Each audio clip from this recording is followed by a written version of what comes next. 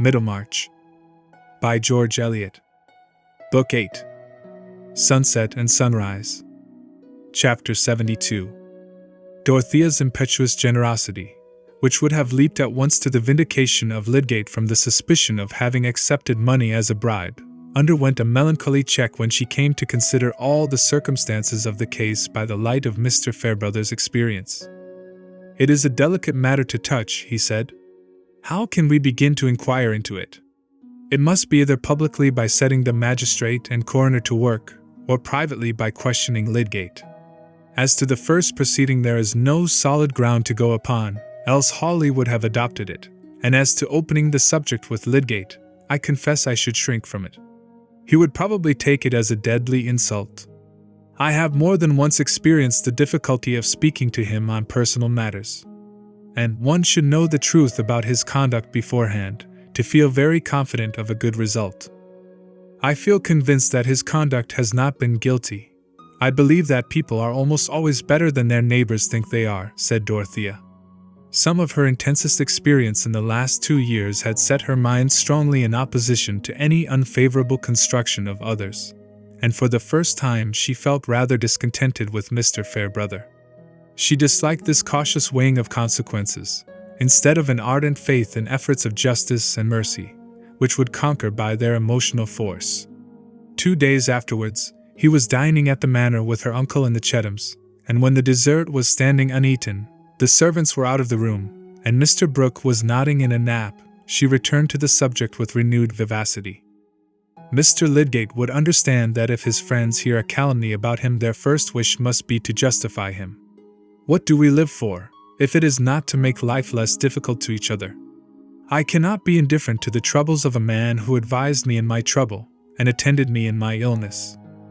Dorothea's tone and manner were not more energetic than they had been when she was at the head of her uncle's table nearly 3 years before, and her experience since had given her more right to express a decided opinion. But Sir James Chetham was no longer the diffident and acquiescent suitor. He was the anxious brother-in-law, with a devout admiration for his sister, but with a constant alarm lest she should fall under some new illusion almost as bad as marrying Casaubon. He smiled much less. When he said exactly, it was more often an introduction to a dissentient opinion than in those submissive bachelor days, and Dorothea found to her surprise that she had to resolve not to be afraid of him, all the more because he was really her best friend. He disagreed with her now. "But Dorothea," he said, remonstrantly, "you can't undertake to manage a man's life for him in that way. Lydgate must know. At least he will soon come to know how he stands. If he can clear himself, he will. He must act for himself." "I think his friends must wait till they find an opportunity," added Mr. Fairbrother. "It is possible. I have often felt so much weakness in myself that I can conceive even a man of honorable disposition, such as I have always believed Lydgate to be, succumbing to such a temptation as that of accepting money which was offered more or less indirectly as a bribe to ensure his silence about scandalous facts long gone by. I say, I can conceive this, if he were under the pressure of hard circumstances, if he had been harassed as I feel sure Lydgate has been. I would not believe anything worse of him except under stringent proof. But there is the terrible nemesis following on some errors, that it is always possible for those who like it to interpret them into a crime. There is no proof in favor of the man outside his own consciousness and assertion." "Oh, how cruel!" said Dorothea, clasping her hands. "And would you not like to be the one person who believed in that man's innocence, if the rest of the world belied him? Besides, there is a man's character beforehand to speak for him." "But my dear Mrs. Casaubon," said Mr. Fairbrother, smiling gently at her ardor, "character is not cut in marble. It is not something solid and unalterable. It is something living and changing, and may become diseased as our bodies do. Then it may be rescued and healed," said Dorothea. "I should not be afraid of asking Mr. Lydgate to tell me the truth, that I might help him." "Why should I be afraid? Now that I am not to have the land, James, I might do as Mr. Bulstrode proposed, and take his place in providing for the hospital, and I have to consult Mr. Lydgate, to know thoroughly what are the prospects of doing good by keeping up the present plans. There is the best opportunity in the world for me to ask for his confidence, and he would be able to tell me things which might make all the circumstances clear. Then we would all stand by him and bring him out of his trouble. People glorify all sorts of bravery except the bravery they might show on behalf of their nearest neighbors. Dorothea's eyes had a moist brightness in them, and the changed tones of her voice roused her uncle, who began to listen. It is true that a woman may venture on some efforts of sympathy which would hardly succeed if we men undertook them, said Mr. Fairbrother, almost converted by Dorothea's ardor. Surely, a woman is bound to be cautious and listen to those who know the world better than she does, said Sir James, with his little frown. Whatever you do in the end, Dorothea, you should really keep back at present, and not volunteer any meddling with this Bulstrode business. We don't know yet what may turn up. You must agree with me? He ended, looking at Mr. Fairbrother. I do think it would be better to wait, said the latter. Yes, my dear, said Mr. Brooke, not quite knowing at what point the discussion had arrived, but coming up to it with a contribution which was generally appropriate. It is easy to go too far, you know. You must not let your ideas run away with you. And as to being in a hurry to put money into schemes, it won't do, you know. Garth has drawn me in uncommonly with repairs, draining, that sort of thing. I'm uncommonly out of pocket with one thing or another. I must pull up. As for you, Chetam, you are spending a fortune on those oak fences round your domain. Dorothea, submitting uneasily to this discouragement, went with Celia into the library, which was her usual drawing room. Now, Dodo, do listen to what James says, said Celia, else you will be getting into a scrape. You always did, and you always will, when you set about doing as you please. And I think it is a mercy now after all that you have got James to think for you. He lets you have your plans, only he hinders you from being taken in. And that is the good of having a brother instead of a husband. A husband would not let you have your plans. As if I wanted a husband, said Dorothea. I only want not to have my feelings checked at every turn. Mrs. Casaubon was still undisciplined enough to burst into angry tears. Now, really, Dodo, said Celia, with rather a deeper guttural than usual, you are contradictory, first one thing and then another. You used to submit to Mr. Casaubon quite shamefully. I think you would have given up ever coming to see me if he had asked you. Of course I submitted to him, because it was my duty. It was my feeling for him, said Dorothea, looking through the prism of her tears. Then why can't you think it your duty to submit a little to what James wishes? Said Celia, with a sense of stringency in her argument. Because he only wishes what is for your own good. And of course, men know best about everything, except what women know better. Dorothea laughed, and forgot her tears. Well, I mean about babies and those things, explained Celia. I should not give up to James when I knew he was wrong, as you used to do to Mr. Casaubon. Chapter 73. When Lydgate had allayed Mrs. Bulstrode's anxiety by telling her that her husband had been seized with faintness at the meeting, but that he trusted soon to see him better and would call again the next day, unless she sent for him earlier, he went directly home, got on his horse, and rode 3 miles out of the town for the sake of being out of reach. He felt himself becoming violent and unreasonable, as if raging under the pain of stings. He was ready to curse the day on which he had come to Middlemarch. Everything that had happened to him there seemed a mere preparation for this hateful fatality, which had come as a blight on his honorable ambition, and must make even people who had only vulgar standards regard his reputation as irrevocably damaged. In such moments a man can hardly escape being unloving. Lydgate thought of himself as the sufferer, and of others as the agents who had injured his lot. He had meant everything to turn out differently, and others had thrust themselves into his life and thwarted his purposes. His marriage seemed an unmitigated calamity, and he was afraid of going to Rosamond before he had vented himself in this solitary rage, lest the mere sight of her should exasperate him and make him behave unwarrantably. There are episodes in most men's lives in which their highest qualities can only cast a deterring shadow over the objects that fill their inward vision. Lydgate's tenderheartedness was present just then only as a dread lest he should offend against it, not as an emotion that swayed him to tenderness. For he was very miserable. Only those who know the supremacy of the intellectual life, the life which has a seed of ennobling thought and purpose within it, can understand the grief of one who falls from that serene activity into the absorbing soul-wasting struggle with worldly annoyances. How was he to live on without vindicating himself among people who suspected him of baseness? How could he go silently away from Middlemarch as if he were retreating before a just condemnation? And yet how was he to set about vindicating himself? For that scene at the meeting, which he had just witnessed, although it had told him no particulars, had been enough to make his own situation thoroughly clear to him. Bulstrode had been in dread of scandalous disclosures on the part of Raffles. Lydgate could now construct all the probabilities of the case. He was afraid of some betrayal in my hearing. All he wanted was to bind me to him by a strong obligation. That was why he passed on a sudden from hardness to liberality. And he may have tampered with the patient. He may have disobeyed my orders. I fear he did. But whether he did or not, the world believes that he somehow or other poisoned the man and that I winked at the crime, if I didn't help in it.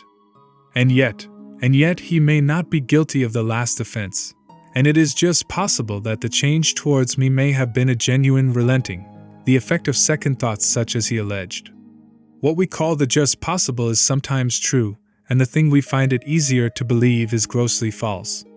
In his last dealings with this man, Bulstrode may have kept his hands pure, in spite of my suspicion to the contrary. There was a benumbing cruelty in his position. Even if he renounced every other consideration than that of justifying himself, if he met shrugs, cold glances, and avoidance as an accusation, and made a public statement of all the facts as he knew them, who would be convinced? It would be playing the part of a fool to offer his own testimony on behalf of himself, and say, I did not take the money as a bribe. The circumstances would always be stronger than his assertion.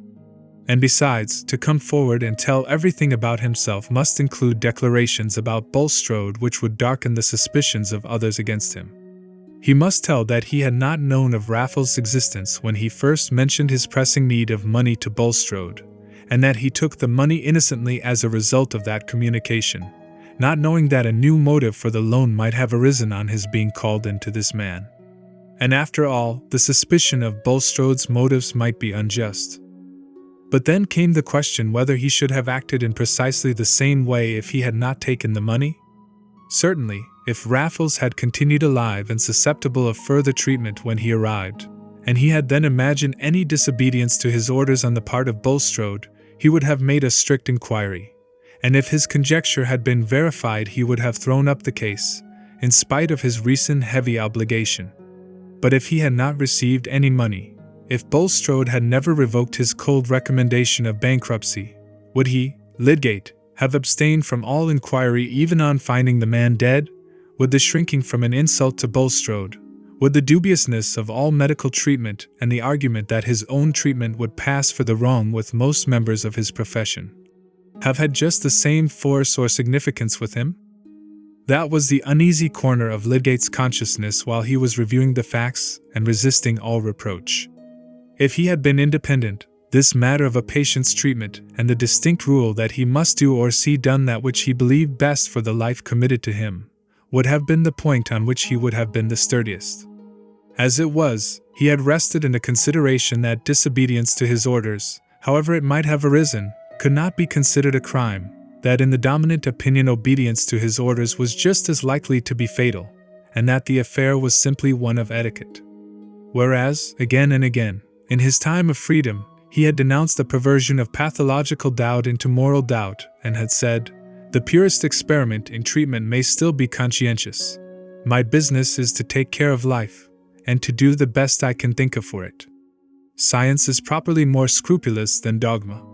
Dogma gives a charter to mistake, but the very breath of science is a contest with mistake, and must keep the conscience alive.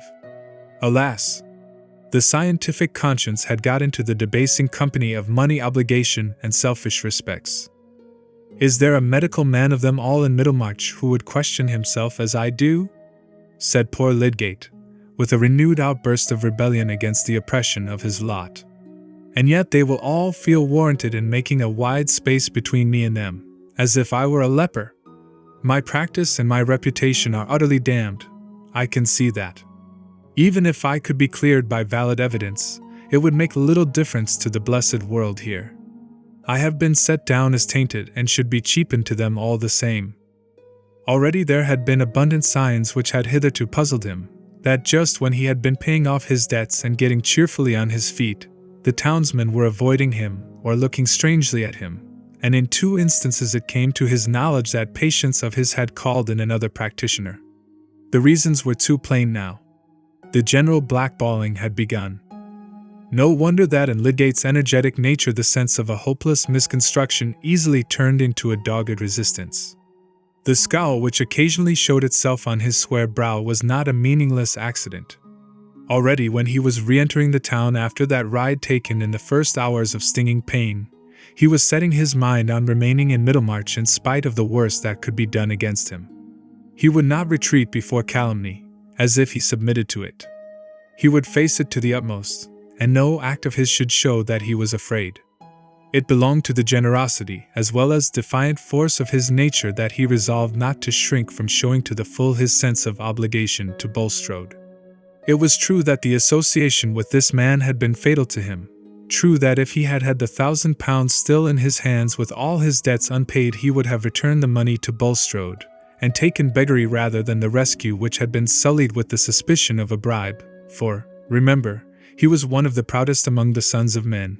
Nevertheless, he would not turn away from this crushed fellow mortal whose aid he had used, and make a pitiful effort to get acquittal for himself by howling against another. "I shall do as I think right, and explain to nobody. They will try to starve me out." But he was going on with an obstinate resolve, but he was getting near home, and the thought of Rosamond urged itself again into that chief place from which it had been thrust by the agonized struggles of wounded honor and pride. How would Rosamond take it all? Here was another weight of chain to drag, and poor Lydgate was in a bad mood for bearing her dumb mastery. He had no impulse to tell her the trouble which must soon be common to them both. He preferred waiting for the incidental disclosure which events must soon bring about. Chapter 74. In Middlemarch a wife could not long remain ignorant that the town held a bad opinion of her husband. No feminine intimate might carry her friendship so far as to make a plain statement to the wife of the unpleasant fact known or believed about her husband. But when a woman with her thoughts much at leisure got them suddenly employed on something grievously disadvantageous to her neighbors, various moral impulses were called into play which tended to stimulate utterance. Candor was one.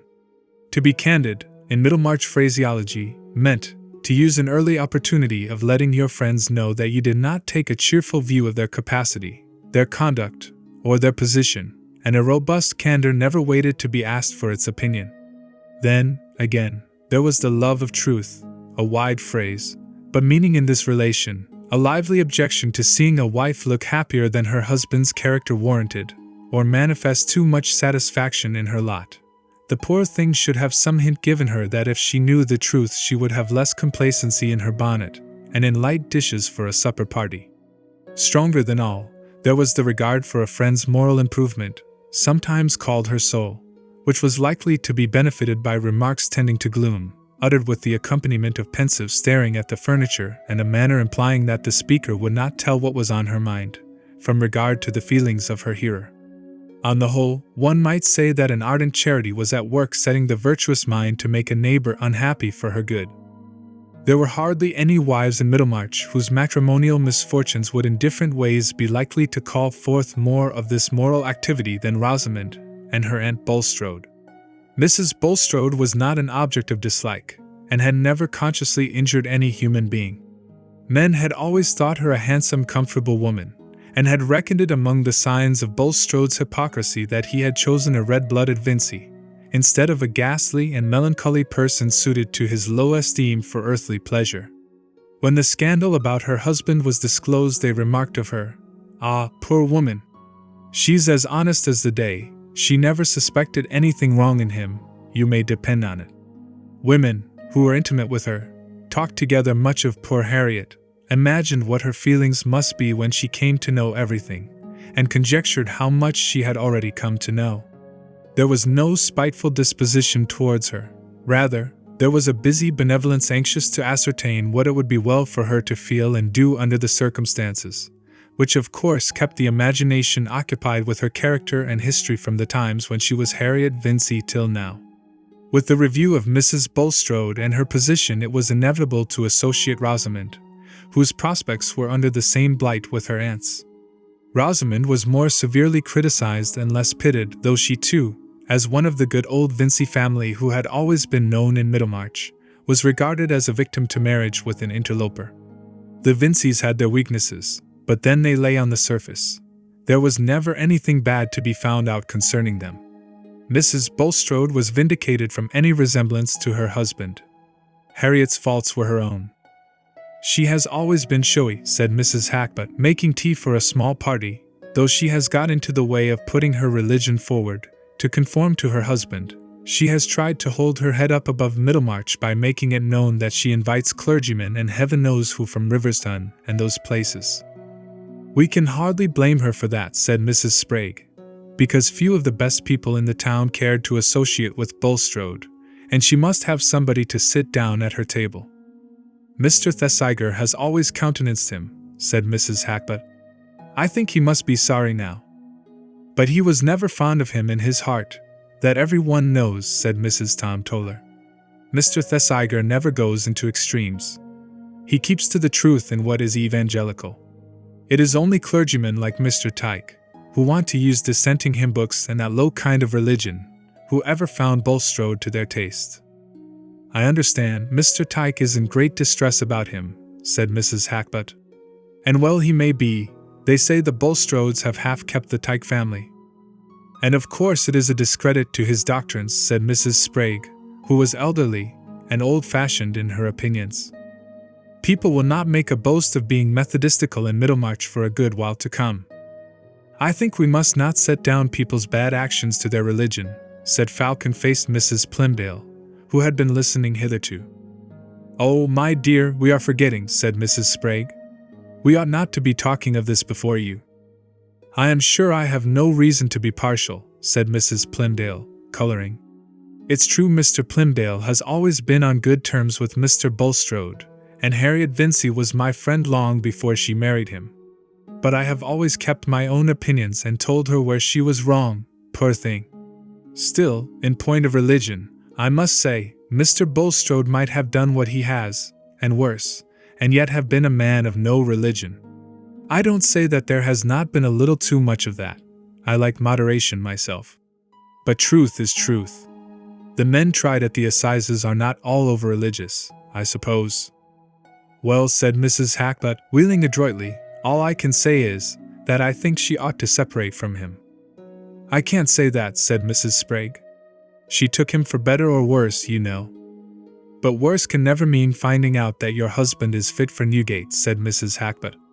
"Fancy living with such a man. I should expect to be poisoned." "Yes, I think myself it is an encouragement to crime if such men are to be taken care of and waited on by good wives," said Mrs. Tom Toller.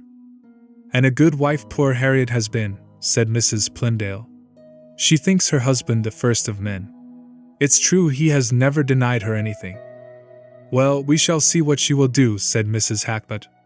"I suppose she knows nothing yet, poor creature. I do hope and trust one shall not see her, for I should be frightened to death lest I should say anything about her husband. Do you think any hint has reached her?"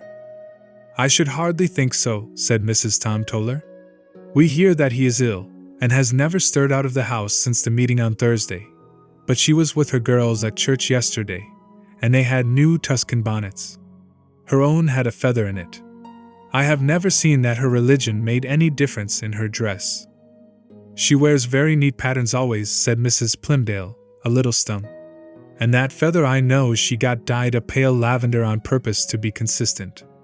I must say it of Harriet that she wishes to do right.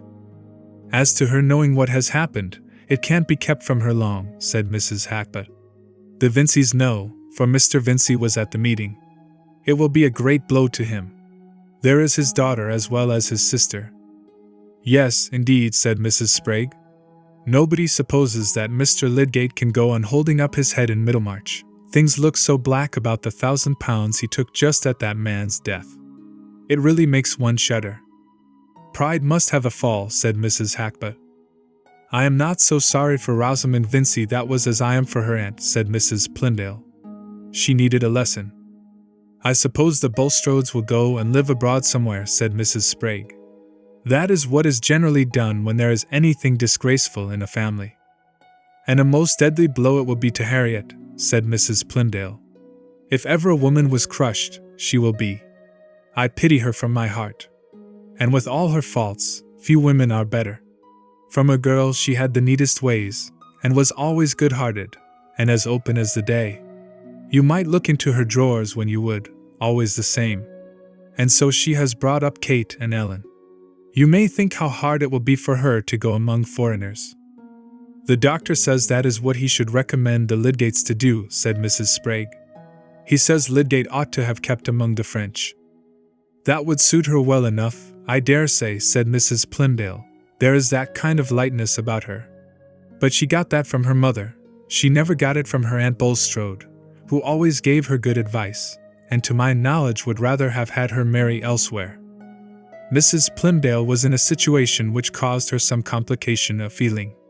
There had been not only her intimacy with Mrs. Bulstrode, but also a profitable business relation of the great Plymdale dyeing house with Mr. Bulstrode, which on the one hand would have inclined her to desire that the mildest view of his character should be the true one, but on the other, made her the more afraid of seeming to palliate his culpability. Again, the late alliance of her family with the Tollers had brought her in connection with the best circle, which gratified her in every direction except in the inclination to those serious views which she believed to be the best in another sense. The sharp little woman's conscience was somewhat troubled in the adjustment of these opposing bests, and of her griefs and satisfactions under late events, which were likely to humble those who needed humbling, but also to fall heavily on her old friend whose faults she would have preferred seeing on a background of prosperity. Poor Mrs. Bulstrode, meanwhile, had been no further shaken by the oncoming tread of calamity than in the busier stirring of that secret uneasiness which had always been present in her since the last visit of Raffles to the Shrubs. That the hateful man had come ill to Stone Court, and that her husband had chosen to remain there and watch over him, she allowed to be explained by the fact that Raffles had been employed and aided in earlier days, and that this made a tie of benevolence towards him in his degraded helplessness. And she had been since then innocently cheered by her husband's more hopeful speech about his own health and ability to continue his attention to business. The calm was disturbed when Lydgate had brought him home ill from the meeting, and in spite of comforting assurances during the next few days, she cried in private from the conviction that her husband was not suffering from bodily illness merely, but from something that afflicted his mind. He would not allow her to read to him, and scarcely to sit with him, alleging nervous susceptibility to sounds and movements. Yet she suspected that in shutting himself up in his private room he wanted to be busy with his papers. Something, she felt sure, had happened. Perhaps it was some great loss of money, and she was kept in the dark. Not daring to question her husband, she said to Lydgate, on the 5th day after the meeting, when she had not left home except to go to church, "Mr. Lydgate, pray be open with me. I like to know the truth. Has anything happened to Mr. Bulstrode?" "Some little nervous shock," said Lydgate evasively. He felt that it was not for him to make the painful revelation. "But what brought it on?" said Mrs. Bulstrode, looking directly at him with her large dark eyes. "There is often something poisonous in the air of public rooms," said Lydgate. "Strong men can stand it, but it tells on people in proportion to the delicacy of their systems. It is often impossible to account for the precise moment of an attack, or rather, to say why the strength gives way at a particular moment." Mrs. Bulstrode was not satisfied with this answer. There remained in her the belief that some calamity had befallen her husband, of which she was to be kept in ignorance, and it was in her nature strongly to object to such concealment. She begged leave for her daughters to sit with their father, and drove into the town to pay some visits, conjecturing that if anything were known to have gone wrong in Mr. Bulstrode's affairs, she should see or hear some sign of it. She called on Mrs. Thesiger, who was not at home, and then drove to Mrs. Hackbutt's on the other side of the churchyard. Mrs. Hackbutt saw her coming from an upstairs window, and remembering her former alarm lest she should meet Mrs. Bulstrode, felt almost bound in consistency to send word that she was not at home. But against that, There was a sudden strong desire within her for the excitement of an interview in which she was quite determined not to make the slightest allusion to what was in her mind. Hence Mrs. Bulstrode was shown into the drawing-room, and Mrs. Hackbutt went to her, with more tightness of lip and rubbing of her hands than was usually observable in her, these being precautions adopted against freedom of speech. She was resolved not to ask how Mr. Bulstrode was. "I have not been anywhere except to church for nearly a week," said Mrs. Bulstrode, after a few introductory remarks. "But Mr. Bulstrode was taken so ill at the meeting on Thursday that I have not liked to leave the house." Mrs. Hackbutt rubbed the back of one hand with the palm of the other held against her chest, and let her eyes ramble over the pattern on the rug. "Was Mr. Hackbutt at the meeting?" persevered Mrs. Bulstrode. "Yes, he was," said Mrs. Hackbutt, with the same attitude. "The land is to be bought by subscription, I believe." "Let us hope that there will be no more cases of cholera to be buried in it," said Mrs. Bulstrode. "It is an awful visitation. But I always think Middlemarch a very healthy spot. I suppose it is being used to it from a child, but I never saw the town I should like to live at better, and especially our end." "I am sure I should be glad that you always should live at Middlemarch, Mrs. Bulstrode," said Mrs. Hackbutt, with a slight sigh. "Still, we must learn to resign ourselves, wherever our lot may be cast. Though I am sure there will always be people in this town who will wish you well." Mrs. Hackbutt longed to say, "If you take my advice you will part from your husband," but it seemed clear to her that the poor woman knew nothing of the thunder ready to bolt on her head, and she herself could do no more than prepare her a little. Mrs. Bulstrode felt suddenly rather chill and trembling. There was evidently something unusual behind this speech of Mrs. Hackbutt's. But though she had set out with the desire to be fully informed, she found herself unable now to pursue her brave purpose, and turning the conversation by an inquiry about the young Hackbutts, she soon took her leave, saying that she was going to see Mrs. Plymdale. On her way thither she tried to imagine that there might have been some unusually warm sparring at the meeting between Mr. Bulstrode and some of his frequent opponents. Perhaps Mr. Hackbutt might have been one of them. That would account for everything. But when she was in conversation with Mrs. Plymdale, that comforting explanation seemed no longer tenable. Selina received her with a pathetic affectionateness and a disposition to give edifying answers on the commonest topics, which could hardly have reference to an ordinary quarrel of which the most important consequence was a perturbation of Mr. Bulstrode's health. Beforehand Mrs. Bulstrode had thought that she would sooner question Mrs. Plymdale than any one else, but she found to her surprise that an old friend is not always the person whom it is easiest to make a confidant of. There was the barrier of remembered communication under other circumstances. There was the dislike of being pitied and informed by one who had been long wont to allow her the superiority. For certain words of mysterious appropriateness that Mrs. Plymdale let fall about her resolution never to turn her back on her friends, convinced Mrs. Bulstrode that what had happened must be some kind of misfortune, and instead of being able to say with her native directness, "What is it that you have in your mind?" she found herself anxious to get away before she had heard anything more explicit. She began to have an agitating certainty that the misfortune was something more than the mere loss of money, being keenly sensitive to the fact that Selina now, just as Mrs. Hackbutt had done before, avoided noticing what she said about her husband, as they would have avoided noticing a personal blemish. She said goodbye with nervous haste, and told the coachman to drive to Mr. Vincy's warehouse. In that short drive her dread gathered so much force from the sense of darkness, that when she entered the private counting-house where her brother sat at his desk, her knees trembled and her usually florid face was deathly pale. Something of the same effect was produced in him by the sight of her. He rose from his seat to meet her, took her by the hand, and said, with his impulsive rashness, "God help you, Harriet! You know all." That moment was perhaps worse than any which came after. It contained that concentrated experience which in great crises of emotion reveals the bias of a nature, and is prophetic of the ultimate act which will end in intermediate struggle. Without that memory of Raffles she might still have thought only of monetary ruin, but now along with her brother's look and words there darted into her mind the idea of some guilt in her husband. Then, under the working of terror came the image of her husband exposed to disgrace, and then, after an instant of scorching shame in which she felt only the eyes of the world, With one leap of her heart she was at his side in mournful but unreproaching fellowship with shame and isolation. All this went on within her in a mere flash of time, while she sank into the chair, and raised her eyes to her brother, who stood over her. "I know nothing, Walter." "What is it?" she said faintly. He told her everything, very inartificially, in slow fragments, making her aware that the scandal went much beyond proof, especially as to the end of Raffles. "People will talk," he said. "Even if a man has been acquitted by a jury, they'll talk, and nod and wink, and as far as the world goes, a man might often as well be guilty as not. It's a breakdown blow, and it damages Lydgate as much as Bulstrode. I don't pretend to say what is the truth. I only wish we had never heard the name of either Bulstrode or Lydgate.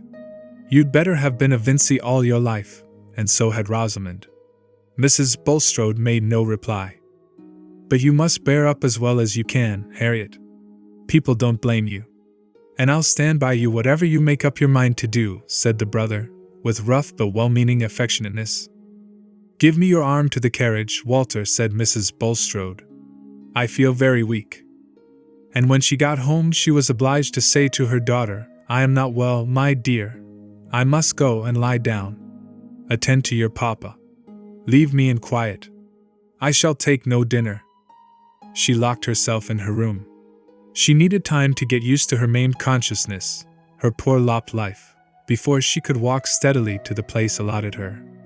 A new searching light had fallen on her husband's character, and she could not judge him leniently. The 20 years in which she had believed in him and venerated him by virtue of his concealments came back with particulars that made them seem an odious deceit. He had married her with that bad past life hidden behind him, and she had no faith left to protest his innocence of the worst that was imputed to him. Her honest, ostentatious nature made the sharing of a merited dishonor as bitter as it could be to any mortal. But this imperfectly taught woman, whose phrases and habits were an odd patchwork, had a loyal spirit within her. The man whose prosperity she had shared through nearly half a life, and who had unvaryingly cherished her, now that punishment had befallen him, it was not possible to her in any sense to forsake him.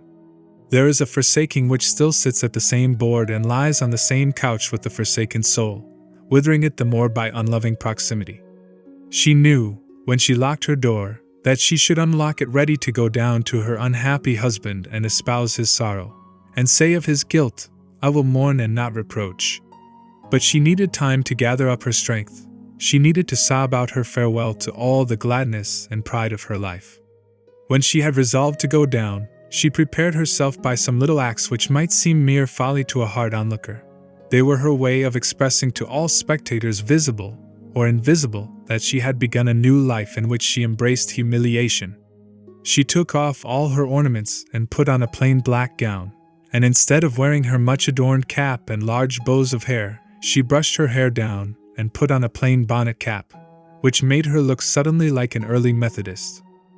Bulstrode, who knew that his wife had been out and had come in saying that she was not well, had spent the time in an agitation equal to hers. He had looked forward to her learning the truth from others, and had acquiesced in that probability, as something easier to him than any confession.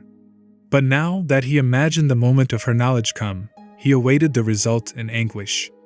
His daughters had been obliged to consent to leave him, and though he had allowed some food to be brought to him, he had not touched it. He felt himself perishing slowly in unpitied misery. Perhaps he should never see his wife's face with affection in it again. And if he turned to God, there seemed to be no answer but the pressure of retribution.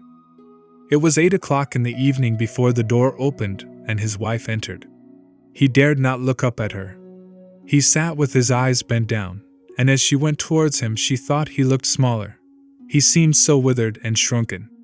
A movement of new compassion and old tenderness went through her like a great wave, and putting one hand on his which rested on the arm of the chair, and the other on his shoulder, she said, solemnly but kindly, "Look up, Nicholas." He raised his eyes with a little start and looked at her half amazed for a moment. Her pale face, her changed mourning dress, the trembling about her mouth, all said, "I know," and her hands and eyes rested gently on him. He burst out crying and they cried together, she sitting at his side. They could not yet speak to each other of the shame which she was bearing with him, or of the acts which had brought it down on them. His confession was silent, and her promise of faithfulness was silent. Open-minded as she was, she nevertheless shrank from the words which would have expressed their mutual consciousness, as she would have shrunk from flakes of fire.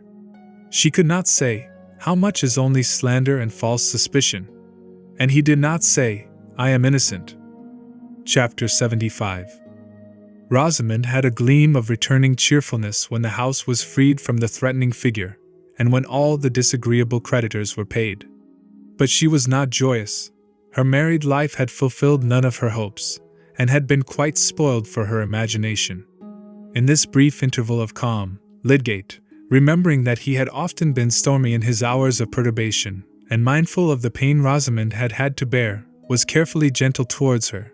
But he, too, had lost some of his old spirit, and he still felt it necessary to refer to an economical change in their way of living as a matter of course, trying to reconcile her to it gradually, and repressing his anger when she answered by wishing that he would go to live in London. When she did not make this answer, she listened languidly, and wondered what she had that was worth living for. The hard and contemptuous words which had fallen from her husband in his anger had deeply offended that vanity which he had at first called into active enjoyment, and what she regarded as his perverse way of looking at things, kept up a secret repulsion, which made her receive all his tenderness as a poor substitute for the happiness he had failed to give her. They were at a disadvantage with their neighbors, and there was no longer any outlook towards Quallingham. There was no outlook anywhere except in an occasional letter from Will Ladislaw. She had felt stung and disappointed by Will's resolution to quit Middlemarch, for in spite of what she knew and guessed about his admiration for Dorothea, she secretly cherished the belief that he had, or would necessarily come to have, much more admiration for herself, Rosamond being one of those women who live much in the idea that each man they meet would have preferred them if the preference had not been hopeless. Mrs. Casaubon was all very well, but Will's interest in her dated before he knew Mrs. Lydgate. Rosamond took his way of talking to herself, which was a mixture of playful fault-finding and hyperbolical gallantry, as the disguise of a deeper feeling, and in his presence she felt that agreeable titillation of vanity and sense of romantic drama which Lydgate's presence had no longer the magic to create. She even fancied, what will not men and women fancy in these matters, that Will exaggerated his admiration for Mrs. Casaubon in order to pique herself. In this way poor Rosamond's brain had been busy before Will's departure. He would have made, she thought, a much more suitable husband for her than she had found in Lydgate. No notion could have been falser than this, for Rosamond's discontent in her marriage was due to the conditions of marriage itself, to its demand for self-suppression and tolerance, and not to the nature of her husband. But the easy conception of an unreal better had a sentimental charm which diverted her ennui. She constructed a little romance which was to vary the flatness of her life. Will Ladislaw was always to be a bachelor and live near her, always to be at her command, and have an understood though never fully expressed passion for her, which would be sending out lambent flames every now and then in interesting scenes.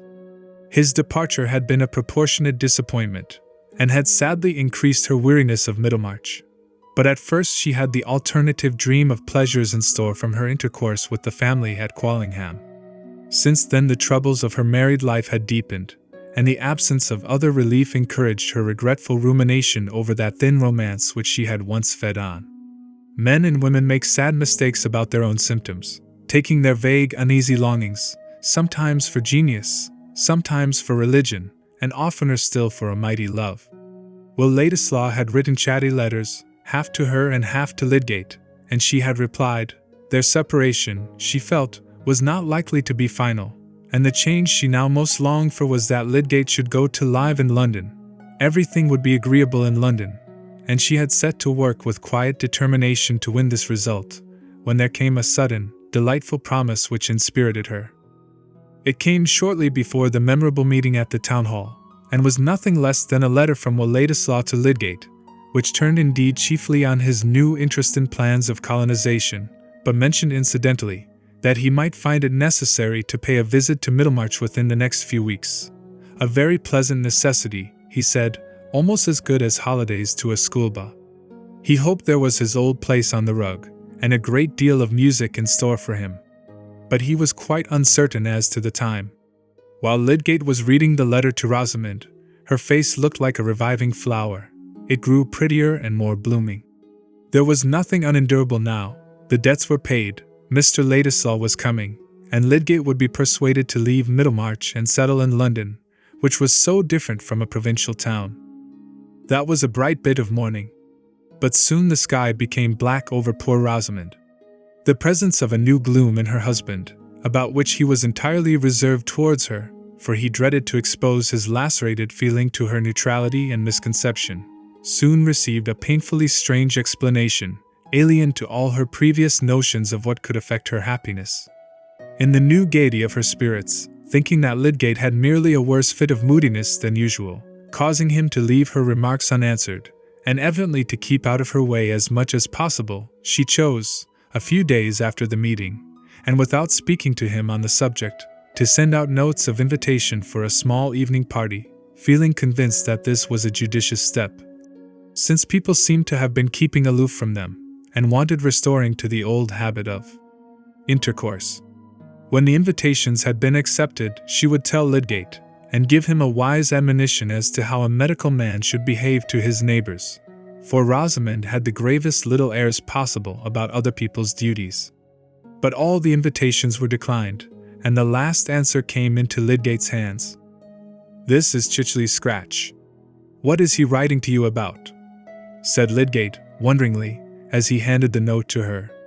She was obliged to let him see it, and looking at her severely, he said, "Why on earth have you been sending out invitations without telling me, Rosamond?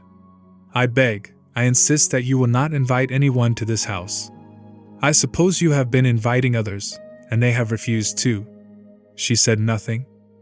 "Do you hear me?" thundered Lydgate.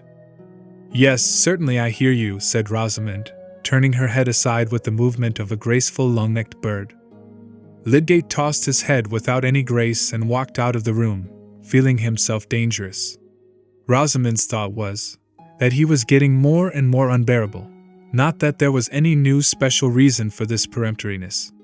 His indisposition to tell her anything in which he was sure beforehand that she would not be interested was growing into an unreflecting habit, and she was in ignorance of everything connected with the £1,000 except that the loan had come from her uncle Bulstrode.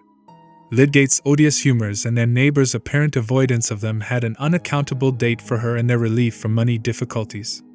If the invitations had been accepted, she would have gone to invite her mamma and the rest, whom she had seen nothing of for several days, and she now put on her bonnet to go and inquire what had become of them all, suddenly feeling as if there were a conspiracy to leave her in isolation with a husband disposed to offend everybody. It was after the dinner hour, and she found her father and mother seated together alone in the drawing-room. They greeted her with sad looks, saying, "Well, my dear," and no more. She had never seen her father look so downcast, and seating herself near him, she said, "Is there anything the matter, Papa?" He did not answer, but Mrs. Vincy said, "Oh, my dear, have you heard nothing? It won't be long before it reaches you." "Is it anything about Tertius?" said Rosamond, turning pale. The idea of trouble immediately connected itself with what had been unaccountable to her in him. "Oh, my dear, yes. To think of your marrying into this trouble. Debt was bad enough, but this will be worse." Stay, Lucy," said Mr. Vincy. "Have you heard nothing about your Uncle Bulstrode, Rosamond?" "No, Papa," said the poor thing, feeling as if trouble were not anything she had before experienced, but some invisible power with an iron grasp that made her soul faint within her. Her father told her everything, saying at the end, "It's better for you to know, my dear. I think Lydgate must leave the town. Things have gone against him. I dare say he couldn't help it." "I don't accuse him of any harm," said Mr. Vincy. He had always before been disposed to find the utmost fault with Lydgate. The shock to Rosamond was terrible. It seemed to her that no lot could be so cruelly hard as hers to have married a man who had become the centre of infamous suspicions. In many cases it is inevitable that the shame is felt to be the worst part of crime, and it would have required a great deal of disentangling reflection, such as had never entered into Rosamond's life, for her in these moments to feel that her trouble was less than if her husband had been certainly known to have done something criminal. All the shame seemed to be there. And she had innocently married this man with the belief that he and his family were a glory to her. She showed her usual reticence to her parents, and only said that if Lydgate had done as she wished he would have left Middlemarch long ago. "She bears it beyond anything," said her mother when she was gone. "Ah, thank God," said Mr. Vincy, who was much broken down. But Rosamond went home with a sense of justified repugnance towards her husband. What had he really done? How had he really acted? She did not know. Why had he not told her everything? He did not speak to her on the subject, and of course she could not speak to him. It came into her mind once that she would ask her father to let her go home again, but dwelling on that prospect made it seem utter dreariness to her. A married woman gone back to live with her parents. Life seemed to have no meaning for her in such a position. She could not contemplate herself in it. The next 2 days Lydgate observed a change in her, and believed that she had heard the bad news. Would she speak to him about it, or would she go on forever in the silence which seemed to imply that she believed him guilty? We must remember that he was in a morbid state of mind, in which almost all contact was pain. Certainly Rosamond in this case had equal reason to complain of reserve and want of confidence on his part, but in the bitterness of his soul he excused himself. Was he not justified in shrinking from the task of telling her, since now she knew the truth she had no impulse to speak to him? But a deeper lying consciousness that he was in fault made him restless, and the silence between them became intolerable to him. It was as if they were both adrift on one piece of wreck and looked away from each other. He thought, "I am a fool. Haven't I given up expecting anything? I have married care, not help."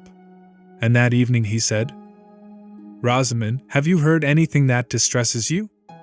"Yes," she answered, laying down her work, which she had been carrying on with a languid semi-consciousness, most unlike her usual self. "What have you heard?" "Everything, I suppose. Papa told me." "That people think me disgraced?" "Yes," said Rosamond, faintly, beginning to sew again automatically. There was silence.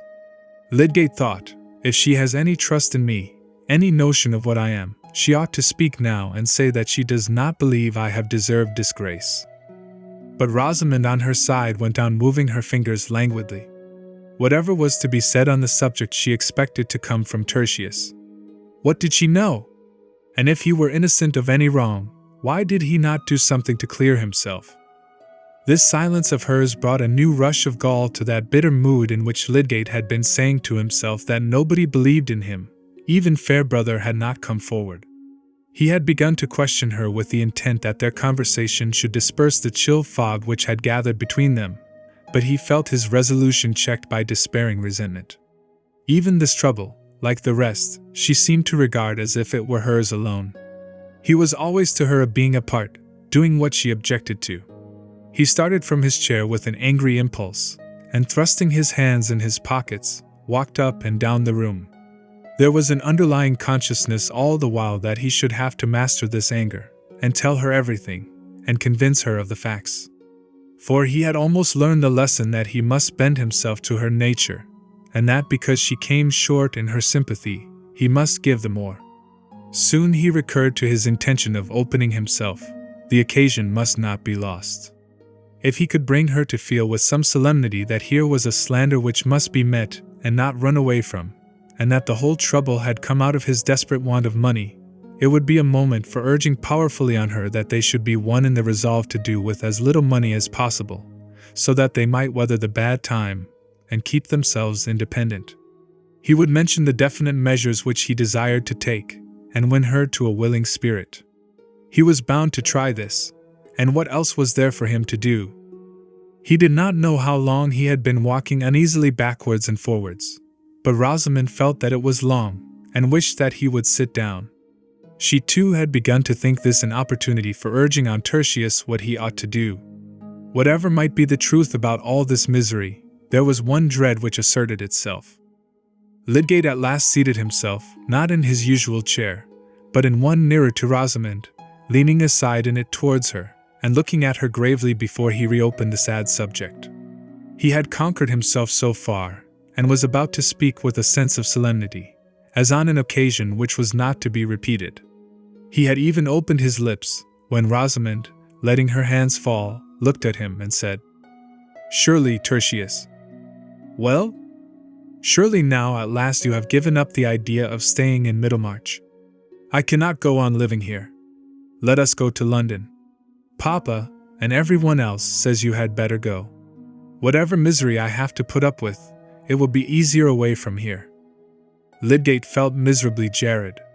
Instead of that critical outpouring for which he had prepared himself with effort, here was the old round to be gone through again. He could not bear it. With a quick change of countenance he rose and went out of the room. Perhaps if he had been strong enough to persist in his determination to be the more because she was less, that evening might have had a better issue. If his energy could have borne down that check, he might still have wrought on Rosamond's vision and will.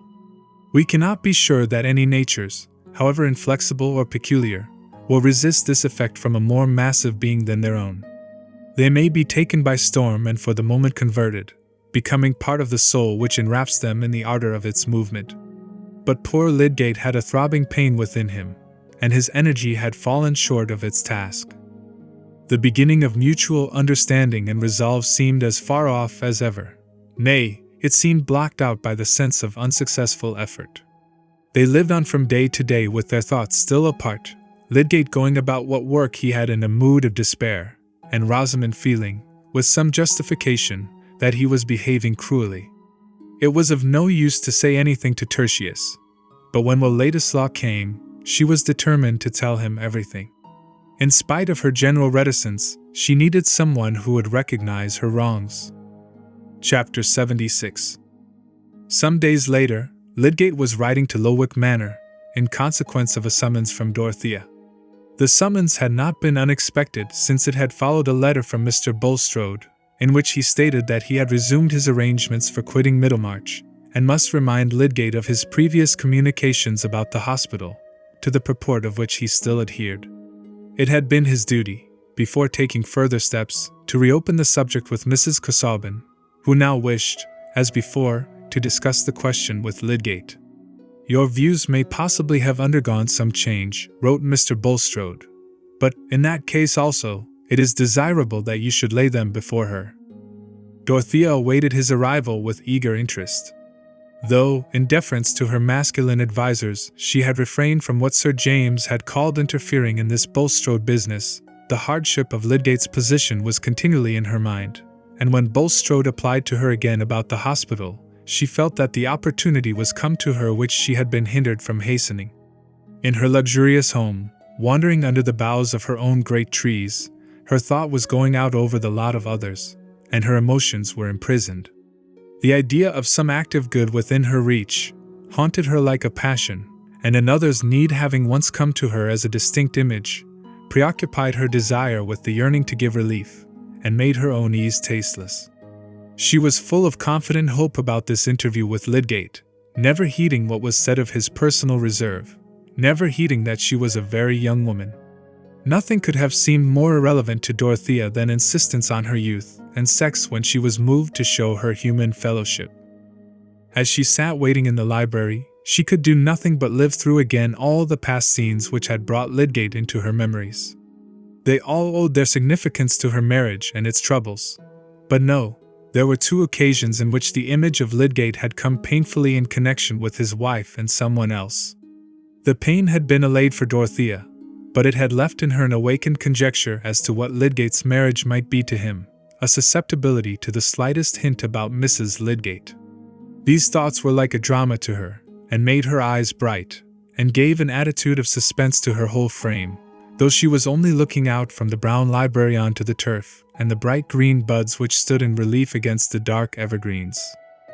When Lydgate came in, she was almost shocked at the change in his face, which was strikingly perceptible to her who had not seen him for 2 months. It was not the change of emaciation, but that effect which even young faces will very soon show from the persistent presence of resentment and despondency.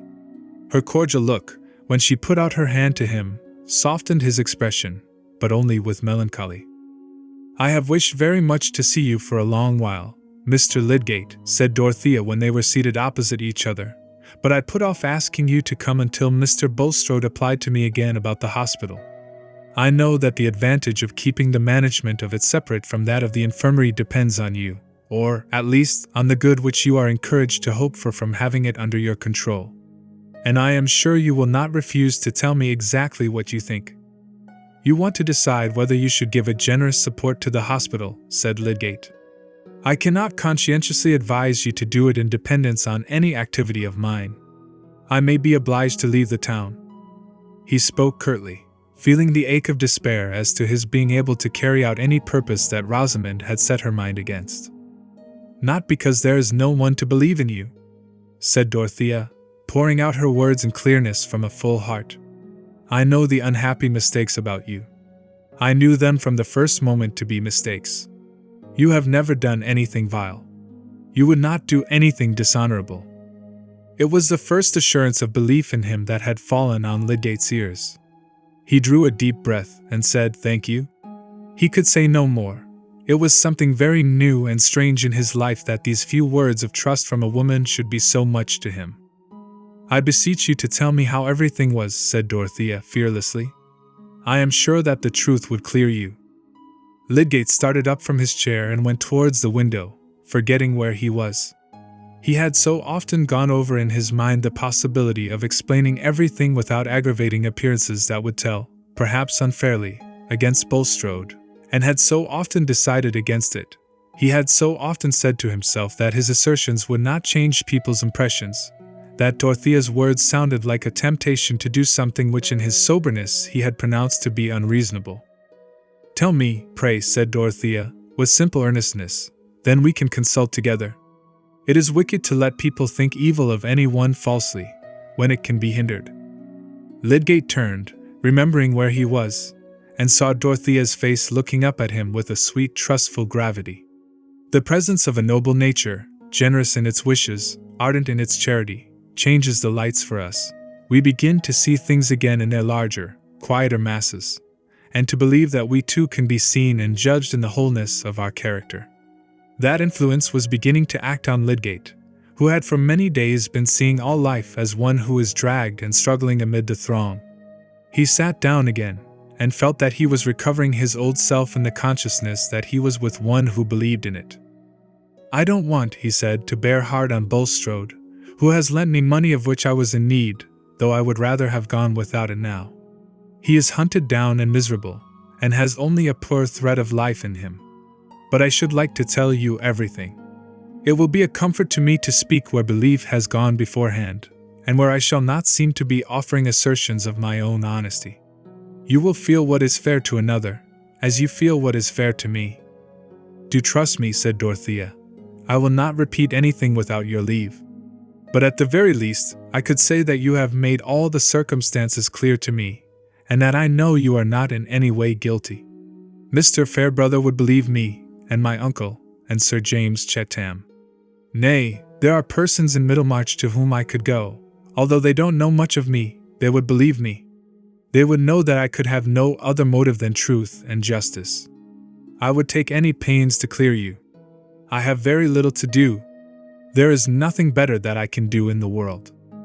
Dorothea's voice, as she made this childlike picture of what she would do, might have been almost taken as a proof that she could do it effectively.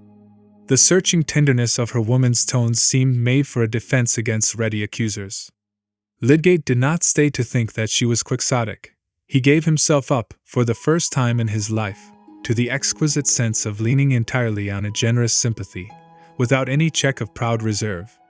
And he told her everything, from the time when, under the pressure of his difficulties, he unwillingly made his first application to Bulstrode, gradually, in the relief of speaking, getting into a more thorough utterance of what had gone on in his mind, entering fully into the fact that his treatment of the patient was opposed to the dominant practice, into his doubts at the last, his ideal of medical duty, and his uneasy consciousness that the acceptance of the money had made some difference in his private inclination and professional behavior, though not in his fulfillment of any publicly recognized obligation. "It has come to my knowledge since," he added, "that Hawley sent someone to examine the housekeeper at Stone Court, and she said that she gave the patient all the opium in the phial I left, as well as a good deal of brandy.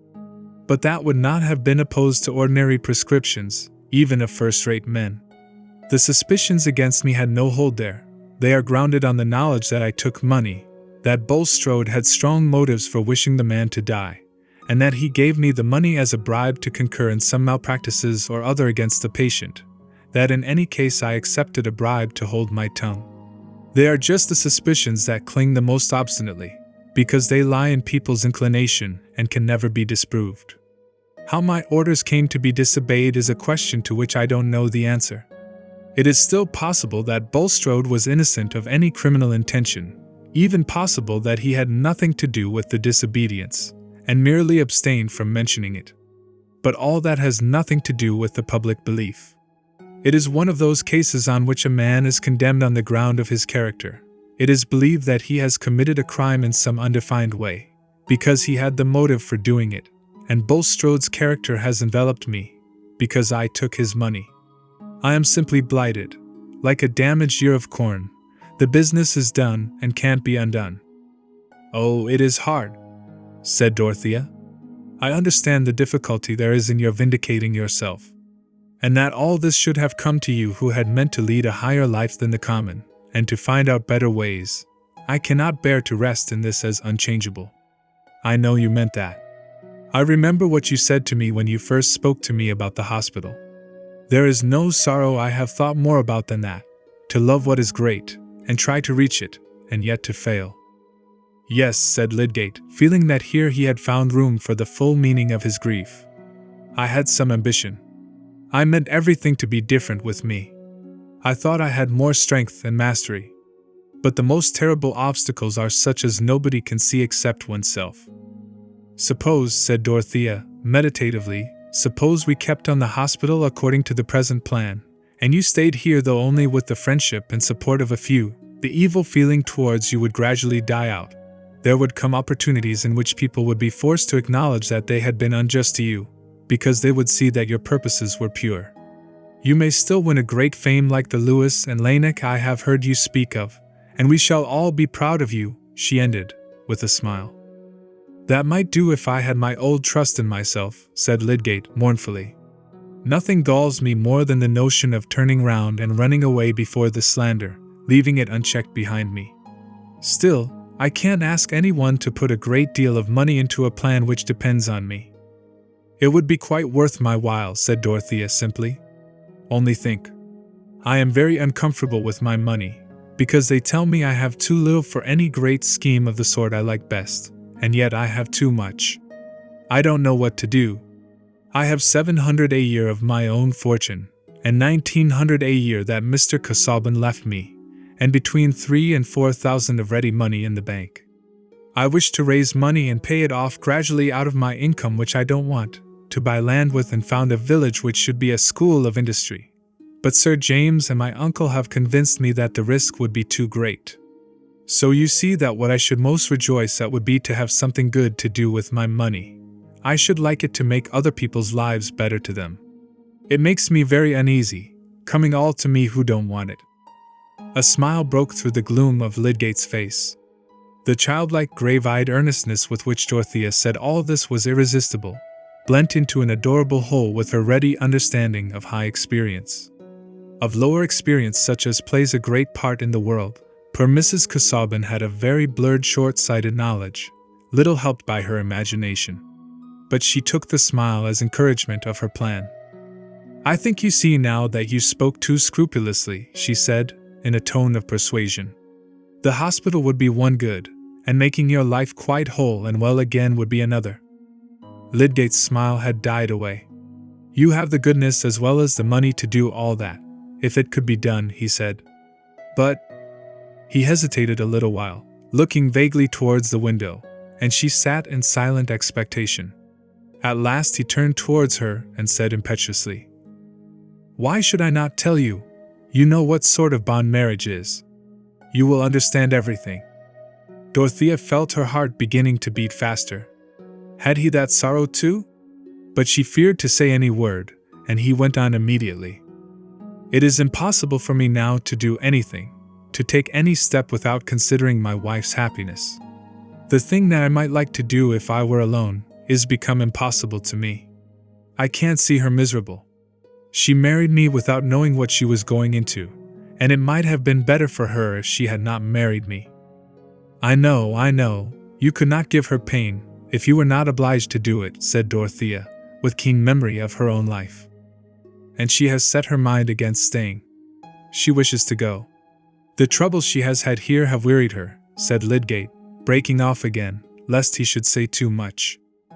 But when she saw the good that might come of staying, said Dorothea, remonstrantly, looking at Lydgate as if he had forgotten the reasons which had just been considered. He did not speak immediately.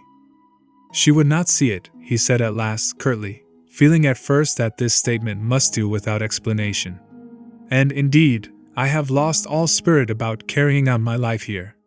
He paused a moment, and then, following the impulse to let Dorothea see deeper into the difficulty of his life, he said, the fact is, this trouble has come upon her confusedly. We have not been able to speak to each other about it. I am not sure what is in her mind about it. She may fear that I have really done something base. It is my fault. I ought to be more open. But I have been suffering cruelly. May I go and see her? Said Dorothea eagerly. Would she accept my sympathy? I would tell her that you have not been blamable before any one's judgment but your own. I would tell her that you shall be cleared in every fair mind. I would cheer her heart. Will you ask her if I may go to see her? I did see her once. I am sure you may, said Lydgate, seizing the proposition with some hope. She would feel honored, cheered, I think, by the proof that you at least have some respect for me. I will not speak to her about your coming, that she may not connect it with my wishes at all. I know very well that I ought not to have left anything to be told her by others, but... He broke off, and there was a moment's silence. Dorothea refrained from saying what was in her mind. How well she knew that there might be invisible barriers to speech between husband and wife. This was a point on which even sympathy might make a wound. She returned to the more outward aspect of Lydgate's position, saying cheerfully, "And if Mrs. Lydgate knew that there were friends who would believe in you and support you, she might then be glad that you should stay in your place and recover your hopes, and do what you meant to do. Perhaps then you would see that it was right to agree with what I proposed about your continuing at the hospital. Surely you would, if you still have faith in it as a means of making your knowledge useful?" Lydgate did not answer, and she saw that he was debating with himself. "You need not decide immediately," she said gently. "A few days hence it will be early enough for me to send my answer to Mr. Bulstrode." Lydgate still waited, but at last turned to speak in his most decisive tones. "No, I prefer that there should be no interval left for wavering. I am no longer sure enough of myself. I mean of what it would be possible for me to do under the changed circumstances of my life. It would be dishonorable to let others engage themselves to anything serious in dependence on me. I might be obliged to go away after all. I see little chance of anything else. The whole thing is too problematic. I cannot consent to be the cause of your goodness being wasted. No, let the new hospital be joined with the old infirmary, and everything go on as it might have done if I had never come. I have kept a valuable register since I have been there. I shall send it to a man who will make use of it," he ended bitterly. "I can think of nothing for a long while but getting an income." "It hurts me very much to hear you speak so hopelessly," said Dorothea.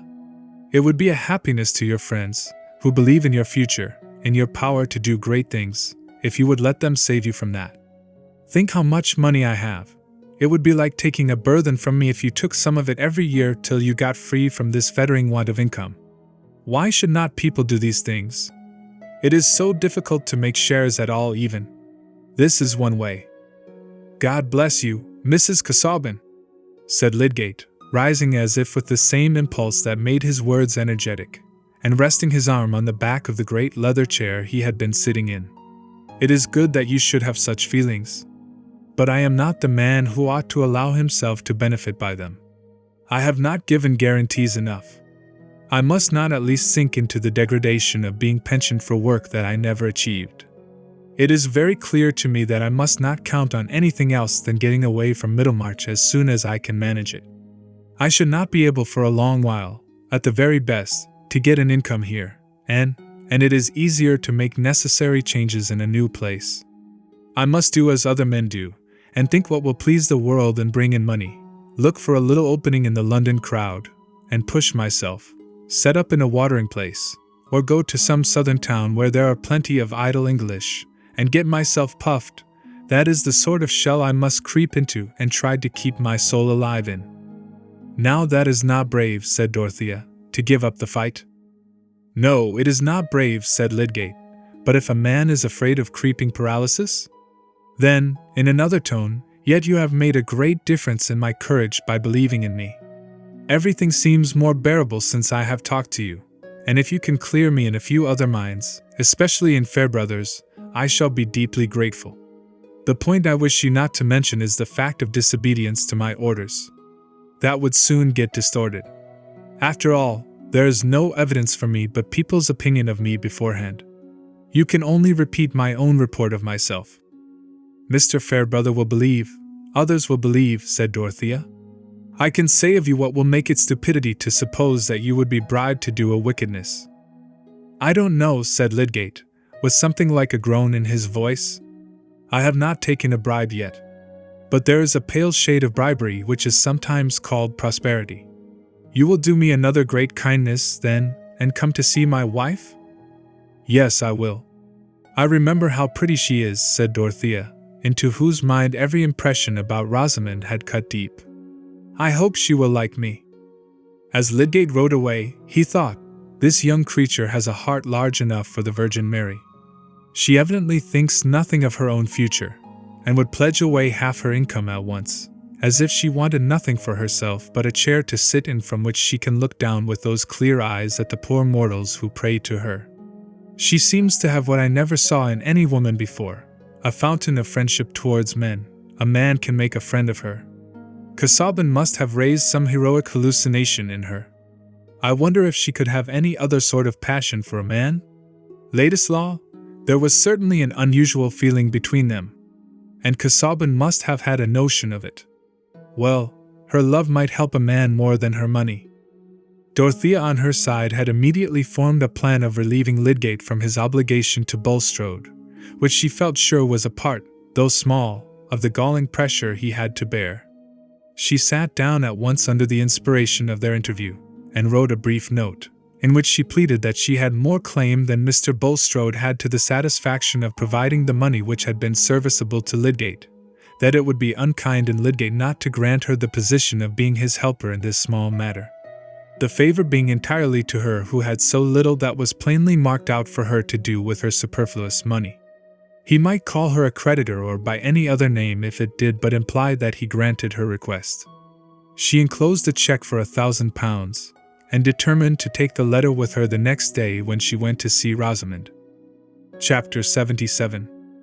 The next day Lydgate had to go to Brassing, and told Rosamond that he should be away until the evening. Of late she had never gone beyond her own house and garden, except to church, and once to see her papa, to whom she said, "If Tertius goes away, you will help us to move, will you not, papa? I suppose we shall have very little money. I am sure I hope someone will help us." And Mr. Vincy had said, "Yes, child, I don't mind 100 or 2. I can see the end of that."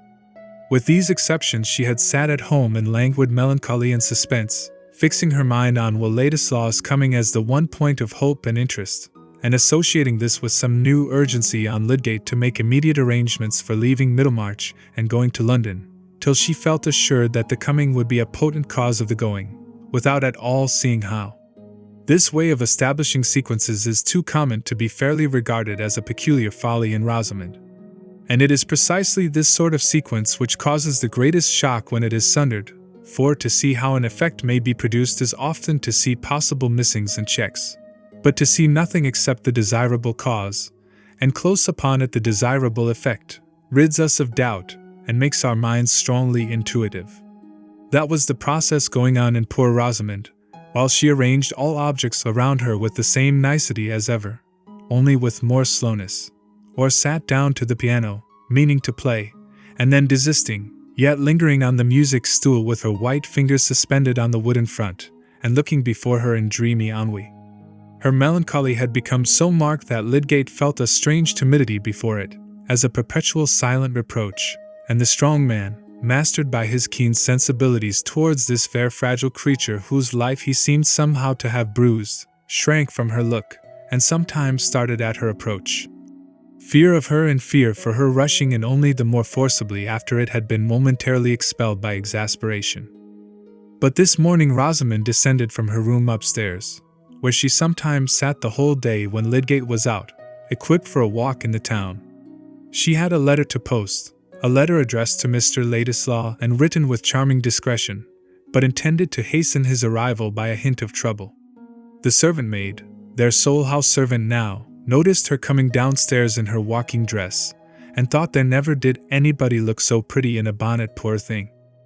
Meanwhile Dorothea's mind was filled with her project of going to Rosamond, and with the many thoughts, both of the past and the probable future, which gathered round the idea of that visit. Until yesterday, when Lydgate had opened to her a glimpse of some trouble in his married life, the image of Mrs. Lydgate had always been associated for her with that of Will Ladislaw. Even in her most uneasy moments, even when she had been agitated by Mrs. Cadwallader's painfully graphic report of gossip, her effort, nay, her strongest impulsive prompting, had been towards the vindication of Will from any sullying surmises, and when, in her meeting with him afterwards, she had at first interpreted his words as a probable allusion to a feeling towards Mrs. Lydgate which he was determined to cut himself off from indulging, she had had a quick, sad, excusing vision of the charm there might be in his constant opportunities of companionship with that fair creature, who most likely shared his other tastes, as she evidently did his delight in music. But there had followed his parting words, the few passionate words in which he had implied that she herself was the object of whom his love held him in dread, that it was his love for her only which he was resolved not to declare but to carry away into banishment. From the time of that parting, Dorothea, believing in Will's love for her, believing with a proud delight in his delicate sense of honor and his determination that no one should impeach him justly, felt her heart quite at rest as to the regard he might have for Mrs. Lydgate. She was sure that the regard was blameless. There are natures in which, if they love us, we are conscious of having a sort of baptism and consecration. They bind us over to rectitude and purity by their pure belief about us, and our sins become that worst kind of sacrilege which tears down the invisible altar of trust. If you are not good, none is good. Those little words may give a terrific meaning to responsibility, may hold a vitriolic intensity for remorse. Dorothea's nature was of that kind. Her own passionate faults lay along the easily counted open channels of her ardent character, and while she was full of pity for the visible mistakes of others, she had not yet any material within her experience for subtle constructions and suspicions of hidden wrong. But that simplicity of hers, holding up an ideal for others in her believing conception of them, was one of the great powers of her womanhood, and it had from the first acted strongly on Will Ladislaw. He felt, when he parted from her, that the brief words by which he had tried to convey to her his feeling about herself and the division which her fortune made between them, would only profit by their brevity when Dorothea had to interpret them. He felt that in her mind he had found his highest estimate. And he was right there. In the months since their parting, Dorothea had felt a delicious though sad repose in their relation to each other, as one which was inwardly whole and without blemish. She had an active force of antagonism within her, when the antagonism turned on the defense either of plans or persons that she believed in, and the wrongs which she felt that Will had received from her husband, and the external conditions which to others were grounds for slighting him, only gave the more tenacity to her affection and admiring judgment. And now with the disclosures about Bulstrode had come another fact affecting Will's social position, which roused afresh Dorothea's inward resistance to what was said about him in that part of her world which lay within park palings. Young Ladislaw, the grandson of a thieving Jew pawnbroker, was a phrase which had entered emphatically into the dialogues about the Bulstrode business, at Lowick, Tipton, and Freshitt, and was a worse kind of placard on poor Will's back than the Italian with white mice. Upright Sir James Chetham was convinced that his own satisfaction was righteous when he thought with some complacency that here was an added league to that mountainous distance between Ladislaw and Dorothea, which enabled him to dismiss any anxiety in that direction as too absurd. and perhaps there had been some pleasure in pointing Mr. Brooke's attention to this ugly bit of Ladislaw's genealogy, as a fresh candle for him to see his own folly by. Dorothea had observed the animus with which Will's part in the painful story had been recalled more than once, but she had uttered no word, being checked now, as she had not been formerly in speaking of Will, by the consciousness of a deeper relation between them which must always remain in consecrated secrecy. But her silence shrouded her resistant emotion into a more thorough glow, and this misfortune in Will's lot which, it seemed, others were wishing to fling at his back as an opprobrium, only gave something more of enthusiasm to her clinging thought. She entertained no visions of their ever coming into nearer union, and yet she had taken no posture of renunciation. She had accepted her whole relation to Will very simply as part of her marriage sorrows, and would have thought it very sinful in her to keep up an inward wail because she was not completely happy, being rather disposed to dwell on the superfluities of her lot. She could bear that the chief pleasures of her tenderness should lie in memory, and the idea of marriage came to her solely as a repulsive proposition from some suitor of whom she at present knew nothing, but whose merits, as seen by her friends, would be a source of torment to her. Somebody who will manage your property for you, my dear, was Mr. Brooke's attractive suggestion of suitable characteristics. I should like to manage it myself, if I knew what to do with it, said Dorothea. No, she adhered to her declaration that she would never be married again, and in the long valley of her life which looked so flat and empty of waymarks, guidance would come as she walked along the road, and saw her fellow passengers by the way. This habitual state of feeling about Will Ladislaw had been strong in all her waking hours since she had proposed to pay a visit to Mrs. Lydgate, making a sort of background against which she saw Rosamond's figure presented to her without hindrances to her interest and compassion. There was evidently some mental separation, some barrier to complete confidence which had arisen between this wife and the husband who had yet made her happiness a law to him. That was a trouble which no third person must directly touch. But Dorothea thought with deep pity of the loneliness which must have come upon Rosamond from the suspicions cast on her husband, and there would surely be help in the manifestation of respect for Lydgate and sympathy with her. I shall talk to her about her husband, thought Dorothea, as she was being driven towards the town. The clear spring morning, the scent of the moist earth, the fresh leaves just showing their creased-up wealth of greenery from out their half-opened sheaths, seemed part of the cheerfulness she was feeling from a long conversation with Mr. Fairbrother, who had joyfully accepted the justifying explanation of Lydgate's conduct. I shall take Mrs. Lydgate good news, and perhaps she will like to talk to me and make a friend of me. Dorothea had another errand in Lowick Gate. It was about a new fine-toned bell for the schoolhouse, and as she had to get out of her carriage very near to Lydgate's, she walked thither across the street, having told the coachman to wait for some packages. The street door was open, and the servant was taking the opportunity of looking out at the carriage which was pausing within sight when it became apparent to her that the lady who belonged to it was coming towards her. "Is Mrs. Lydgate at home?" said Dorothea. "I'm not sure, my lady. I'll see, if you'll please to walk in," said Martha, a little confused on the score of her kitchen apron, but collected enough to be sure that Mum was not the right title for this queenly young widow with a carriage and pair. "Will you please to walk in, and I'll go and see." "Say that I am Mrs. Casaubon," said Dorothea, as Martha moved forward intending to show her into the drawing-room and then to go upstairs to see if Rosamond had returned from her walk. They crossed the broader part of the entrance hall, and turned up the passage which led to the garden.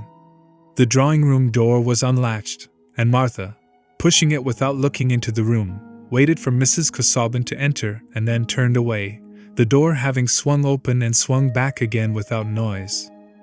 Dorothea had less of outward vision than usual this morning, being filled with images of things as they had been and were going to be.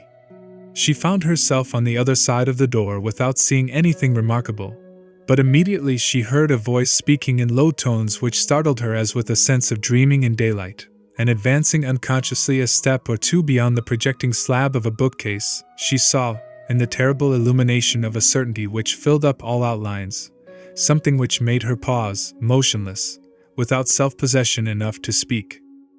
Seated with his back towards her on a sofa which stood against the wall on a line with the door by which she had entered, she saw Will Ladislaw, Close by him and turned towards him with a flushed tearfulness which gave a new brilliancy to her face sat Rosamond, her bonnet hanging back, while Will, leaning towards her, clasped both her upraised hands in his and spoke with low-toned fervor.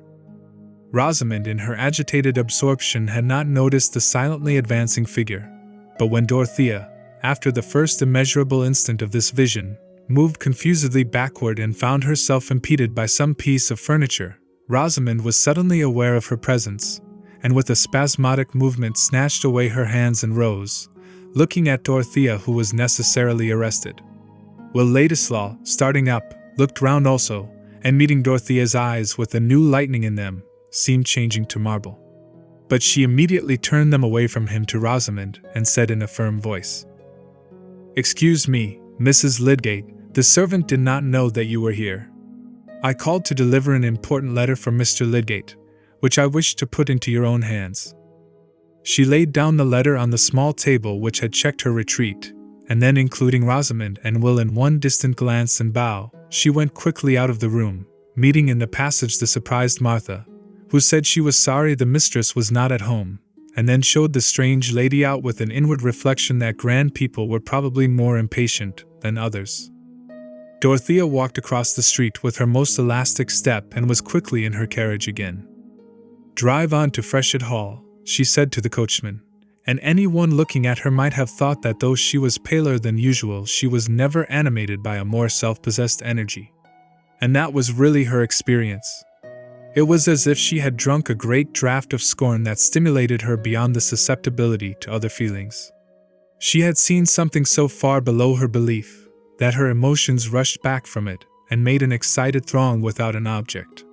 She needed something active to turn her excitement out upon. She felt power to walk and work for a day, without meat or drink. And she would carry out the purpose with which she had started in the morning, of going to Freshitt and Tipton to tell Sir James and her uncle all that she wished them to know about Lydgate, whose married loneliness under his trial now presented itself to her with new significance, and made her more ardent in readiness to be his champion. She had never felt anything like this triumphant power of indignation in the struggle of her married life, in which there had always been a quickly subduing pang, and she took it as a sign of new strength. "Dodo, how very bright your eyes are," said Celia, when Sir James was gone out of the room. "And you don't see anything you look at, Arthur, or anything. You are going to do something uncomfortable, I know. Is it all about Mr. Lydgate, or has something else happened?" Celia had been used to watch her sister with expectation. "Yes, dear, a great many things have happened," said Dodo, in her full tones. "I wonder what," said Celia, folding her arms cozily and leaning forward upon them. "Oh, all the troubles of all people on the face of the earth," said Dorothea, lifting her arms to the back of her head. "Dear me, Dodo, are you going to have a scheme for them?" said Celia, a little uneasy at this Hamlet-like raving. But Sir James came in again, ready to accompany Dorothea to the Grange, and she finished her expedition well, not swerving in her resolution until she descended at her own door. Chapter 78. Rosamond and Will stood motionless. They did not know how long, he looking towards the spot where Dorothea had stood, and she looking towards him with doubt. It seemed an endless time to Rosamond, in whose inmost soul there was hardly so much annoyance as gratification from what had just happened. Shallow natures dream of an easy sway over the emotions of others, trusting implicitly in their own petty magic to turn the deepest streams, and confident, by pretty gestures and remarks, of making the thing that is not as though it were. She knew that Will had received a severe blow, but she had been little used to imagining other people's states of mind except as a material cut into shape by her own wishes, and she believed in her own power to soothe or subdue. Even Tertius, that most perverse of men, was always subdued in the long run. Events had been obstinate, but still Rosamond would have said now, as she did before her marriage, that she never gave up what she had set her mind on. She put out her arm and laid the tips of her fingers on Will's coat sleeve. "Don't touch me," he said, with an utterance like the cut of a lash, darting from her, and changing from pink to white and back again, as if his whole frame were tingling with the pain of the sting. He wheeled round to the other side of the room and stood opposite to her, with the tips of his fingers in his pockets and his head thrown back, looking fiercely not at Rosamond but at a point a few inches away from her. She was keenly offended, but the signs she made of this were such as only Lydgate was used to interpret. She became suddenly quiet and seated herself, untying her hanging bonnet and laying it down with her shawl. Her little hands, which she folded before her, were very cold. It would have been safer for Will in the first instance to have taken up his hat and gone away. But he had felt no impulse to do this. On the contrary, he had a horrible inclination to stay and shatter Rosamond with his anger.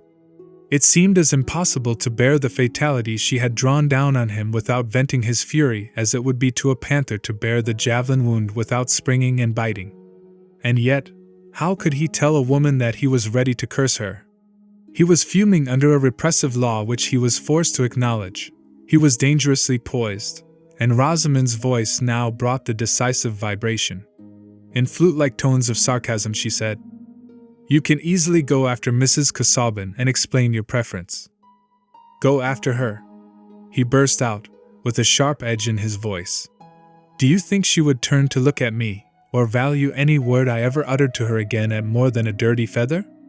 Explain. How can a man explain at the expense of a woman?" "You can tell her what you please," said Rosamond with more tremor. "Do you suppose she would like me better for sacrificing you? She is not a woman to be flattered because I made myself despicable, to believe that I must be true to her because I was a dastard to you." He began to move about with the restlessness of a wild animal that sees prey but cannot reach it. Presently he burst out again. "I had no hope before, not much, of anything better to come. But I had one certainty, that she believed in me. Whatever people had said or done about me, she believed in me. That's gone. She'll never again think me anything but a paltry pretense, too nice to take heaven except upon flattering conditions, and yet selling myself for any devil's change by the sly. She'll think of me as an incarnate insult to her, from the first moment we—" Will stopped as if he had found himself grasping something that must not be thrown and shattered. He found another vent for his rage by snatching up Rosamond's words again, as if they were reptiles to be throttled and flung off. "Explain. Tell a man to explain how he dropped into hell. Explain my preference. I never had a preference for her, any more than I have a preference for breathing. No other woman exists by the side of her. I would rather touch her hand if it were dead, than I would touch any other woman's living." Rosamond, while these poisoned weapons were being hurled at her, was almost losing the sense of her identity, and seemed to be waking into some new terrible existence. She had no sense of chill resolute repulsion, of reticent self-justification such as she had known under Lydgate's most stormy displeasure. All her sensibility was turned into a bewildering novelty of pain. She felt a new terrified recoil under a lash never experienced before. What another nature felt in opposition to her own was being burnt and bitten into her consciousness. When Will had ceased to speak, she had become an image of sickened misery. Her lips were pale, and her eyes had a tearless dismay in them. If it had been Tertius who stood opposite to her, that look of misery would have been a pang to him, and he would have sunk by her side to comfort her, with that strong-armed comfort which she had often held very cheap. Let it be forgiven to Will that he had no such movement of pity. He had felt no bond beforehand to this woman who had spoiled the ideal treasure of his life, and he held himself blameless. He knew that he was cruel, but he had no relenting in him yet. After he had done speaking, he still moved about, half in absence of mind, and Rosamond sat perfectly still. At length Will, seeming to bethink himself, took up his hat, yet stood some moments irresolute. He had spoken to her in a way that made a phrase of common politeness difficult to utter, and yet, now that he had come to the point of going away from her without further speech, he shrank from it as a brutality. He felt checked and stultified in his anger. He walked towards the mantelpiece and leaned his arm on it, and waited in silence for he hardly knew what. The vindictive fire was still burning in him, and he could utter no word of retractation. But it was nevertheless in his mind that having come back to this hearth where he had enjoyed a caressing friendship, he had found calamity seated there. He had suddenly revealed to him a trouble that lay outside the home as well as within it. And what seemed a foreboding was pressing upon him as with slow pincers. that his life might come to be enslaved by this helpless woman who had thrown herself upon him in the dreary sadness of her heart. But he was in gloomy rebellion against the fact that his quick apprehensiveness foreshadowed to him, and when his eyes fell on Rosamond's blighted face it seemed to him that he was the more pitiable of the two, for pain must enter into its glorified life of memory before it can turn into compassion. And so they remained for many minutes, opposite each other, far apart, in silence, Will's face still possessed by a mute rage, and Rosamond's by a mute misery. The poor thing had no force to fling out any passion in return. The terrible collapse of the illusion towards which all her hope had been strained was a stroke which had too thoroughly shaken her. Her little world was in ruins, and she felt herself tottering in the midst as a lonely, bewildered consciousness. Will wished that she would speak and bring some mitigating shadow across his own cruel speech, which seemed to stand staring at them both in mockery of any attempt at revived fellowship.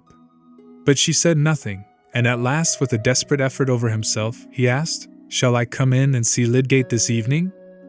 "If you like," Rosamond answered, just audibly. And then Will went out of the house, Martha never knowing that he had been in. After he was gone, Rosamond tried to get up from her seat, but fell back fainting. When she came to herself again, she felt too ill to make the exertion of rising to ring the bell, and she remained helpless until the girl, surprised at her long absence, thought for the first time of looking for her in all the downstairs rooms. Rosamond said that she had felt suddenly sick and faint, and wanted to be helped upstairs. When there she threw herself on the bed with her clothes on, and lay in apparent torpor, as she had done once before on a memorable day of grief. Lydgate came home earlier than he had expected, about 5:30, and found her there.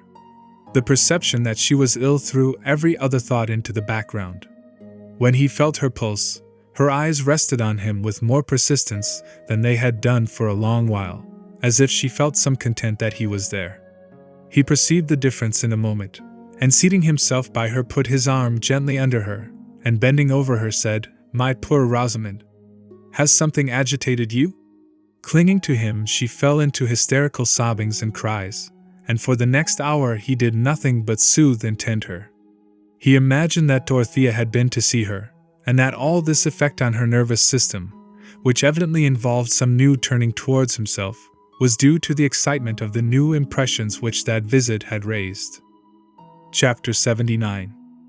When Rosamond was quiet, and Lydgate had left her, hoping that she might soon sleep under the effect of an anodyne, he went into the drawing-room to fetch a book which he had left there, meaning to spend the evening in his workroom, and he saw on the table Dorothea's letter addressed to him.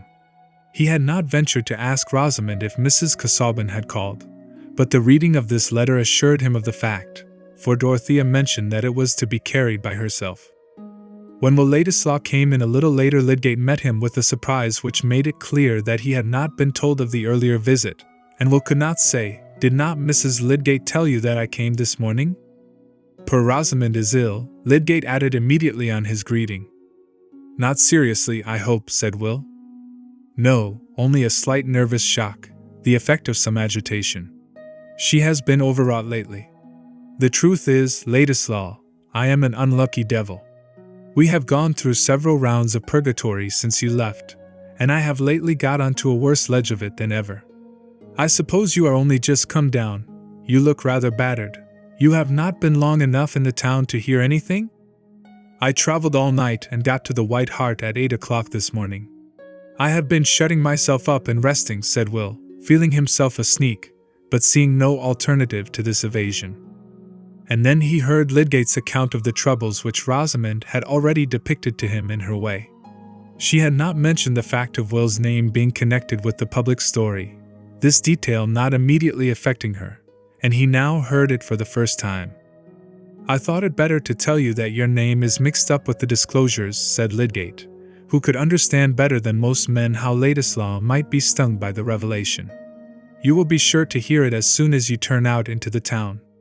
I suppose it is true that Raffles spoke to you?" "Yes," said Will, sardonically. "I shall be fortunate if gossip does not make me the most disreputable person in the whole affair. I should think the latest version must be that I plotted with Raffles to murder Bulstrode, and ran away from Middlemarch for the purpose." He was thinking, here is a new ring in the sound of my name to recommend it in her hearing. However, what does it signify now? But he said nothing of Bulstrode's offer to him. Will was very open and careless about his personal affairs, but it was among the more exquisite touches in nature's modeling of him that he had a delicate generosity which warned him into reticence here. He shrank from saying that he had rejected Bulstrode's money, in the moment when he was learning that it was Lydgate's misfortune to have accepted it. Lydgate too was reticent in the midst of his confidence. He made no allusion to Rosamond's feeling under their trouble, and of Dorothea he only said, Mrs. Casaubon has been the one person to come forward and say that she had no belief in any of the suspicions against me. Observing a change in Will's face, he avoided any further mention of her, feeling himself too ignorant of their relation to each other not to fear that his words might have some hidden painful bearing on it. And it occurred to him that Dorothea was the real cause of the present visit to Middlemarch. The two men were pitying each other, but it was only Will who guessed the extent of his companion's trouble. When Lydgate spoke with desperate resignation of going to settle in London, and said with a faint smile, "We shall have you again, old fellow," Will felt inexpressibly mournful, and said nothing. Rosamond had that morning entreated him to urge this step on Lydgate, and it seemed to him as if he were beholding in a magic panorama a future where he himself was sliding into that pleasureless yielding to the small solicitations of circumstance, which is a commoner history of perdition than any single momentous bargain. We are on a perilous margin when we begin to look passively at our future selves, and see our own figures led with dull consent into insipid misdoing and shabby achievement. Poor Lydgate was inwardly groaning on that margin, and Will was arriving at it. It seemed to him this evening as if the cruelty of his outburst to Rosamond had made an obligation for him, and he dreaded the obligation. He dreaded Lydgate's unsuspecting goodwill. He dreaded his own distaste for his spoiled life, which would leave him in motiveless levity. Chapter 80. When Dorothea had seen Mr. Fairbrother in the morning, she had promised to go and dine at the parsonage on her return from Freshitt. There was a frequent interchange of visits between her and the Fairbrother family, which enabled her to say that she was not at all lonely at the manor, and to resist for the present the severe prescription of a lady companion. When she reached home and remembered her engagement, she was glad of it, and finding that she had still an hour before she could dress for dinner, she walked straight to the schoolhouse and entered into a conversation with the master and mistress about the new bell, giving eager attention to their small details and repetitions, and getting up a dramatic sense that her life was very busy. She paused on her way back to talk to old Master Bunny, who was putting in some garden seeds, and discoursed wisely with that rural sage about the crops that would make the most return on a perch of ground, and the result of 60 years' experience as to soils, namely, that if your soil was pretty mellow it would do, but if there came wet to make it all of a mummy, why then? Finding that the social spirit had beguiled her into being rather late, she dressed hastily and went over to the parsonage rather earlier than was necessary. That house was never dull, Mr. Fairbrother, like another White of Selborne, having continually something new to tell of his inarticulate guests and protégés, whom he was teaching the boys not to torment, and he had just set up a pair of beautiful goats to be pets of the village in general, and to walk at large as sacred animals. The evening went by cheerfully till after tea, Dorothea talking more than usual and dilating with Mr. Fairbrother on the possible histories of creatures that converse compendiously with their antennae, and for aught we know may hold reformed parliaments, when suddenly some inarticulate little sounds were heard which called everybody's attention.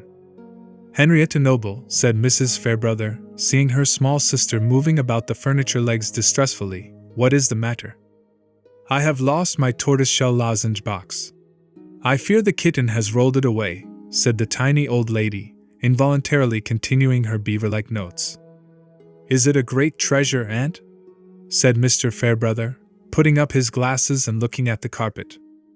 "Mr. Ladislaw gave it me," said Miss Noble.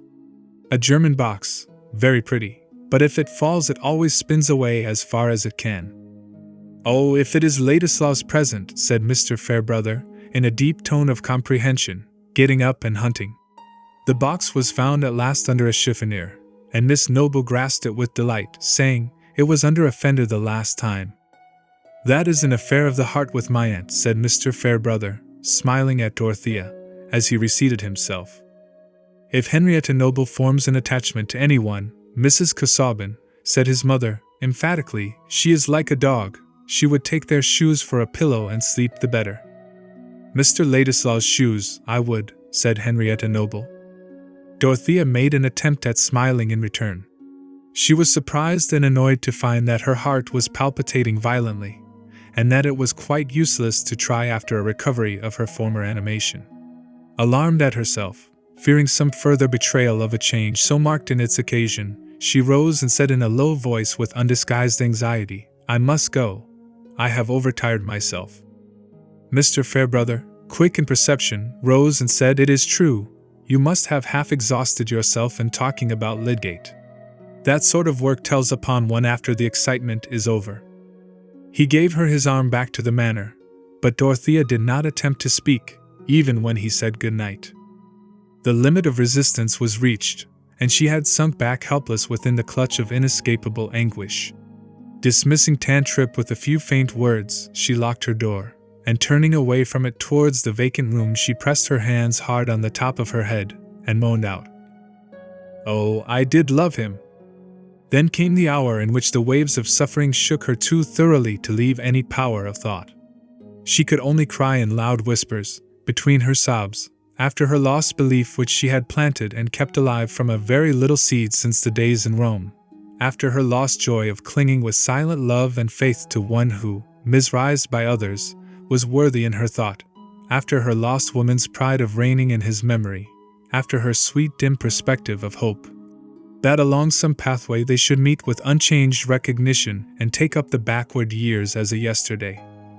In that hour she repeated what the merciful eyes of solitude have looked on for ages in the spiritual struggles of man. She besought hardness and coldness and aching weariness to bring her relief from the mysterious incorporeal might of her anguish. She lay on the bare floor and let the night grow cold around her, while her grand woman's frame was shaken by sobs as if she had been a despairing child. There were two images, two living forms that tore her heart in two, as if it had been the heart of a mother who seems to see her child divided by the sword, and presses one bleeding half to her breast while her gaze goes forth in agony towards the half which is carried away by the lying woman that has never known the mother's pang. Here, with the nearness of an answering smile, here within the vibrating bond of mutual speech, was the bright creature whom she had trusted, who had come to her like the spirit of morning visiting the dim vault where she sat as the bride of a worn-out life. And now, with a full consciousness which had never awakened before, she stretched out her arms towards him and cried with bitter cries that their nearness was a parting vision. She discovered her passion to herself in the unshrinking utterance of despair. And there, aloof, yet persistently with her, moving wherever she moved, was the Will Ladislaw who was a changed belief exhausted of hope, a detected illusion, no, a living man towards whom there could not yet struggle any wail of regretful pity, from the midst of scorn and indignation and jealous offended pride. The fire of Dorothea's anger was not easily spent, and it flamed out in fitful returns of spurning reproach. Why had he come obtruding his life into hers, hers that might have been whole enough without him? Why had he brought his cheap regard and his lip-born words to her who had nothing paltry to give in exchange? He knew that he was deluding her, wished, in the very moment of farewell, to make her believe that he gave her the whole price of her heart, and knew that he had spent it half before. Why had he not stayed among the crowd of whom she asked nothing, but only prayed that they might be less contemptible? But she lost energy at last even for her loud whispered cries and moans. She subsided into helpless sobs, and on the cold floor she sobbed herself to sleep. In the chill hours of the morning twilight, when all was dim around her, she awoke, not with any amazed wondering where she was or what had happened, but with the clearest consciousness that she was looking into the eyes of sorrow. She rose, and wrapped warm things around her, and seated herself in a great chair where she had often watched before. She was vigorous enough to have borne that hard night without feeling ill in body, beyond some aching and fatigue, but she had waked to a new condition. She felt as if her soul had been liberated from its terrible conflict. She was no longer wrestling with her grief, but could sit down with it as a lasting companion and make it a sharer in her thoughts. For now the thoughts came thickly.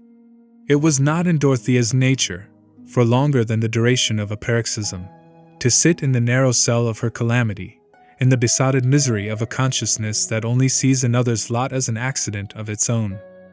She began now to live through that yesterday morning deliberately again, forcing herself to dwell on every detail and its possible meaning.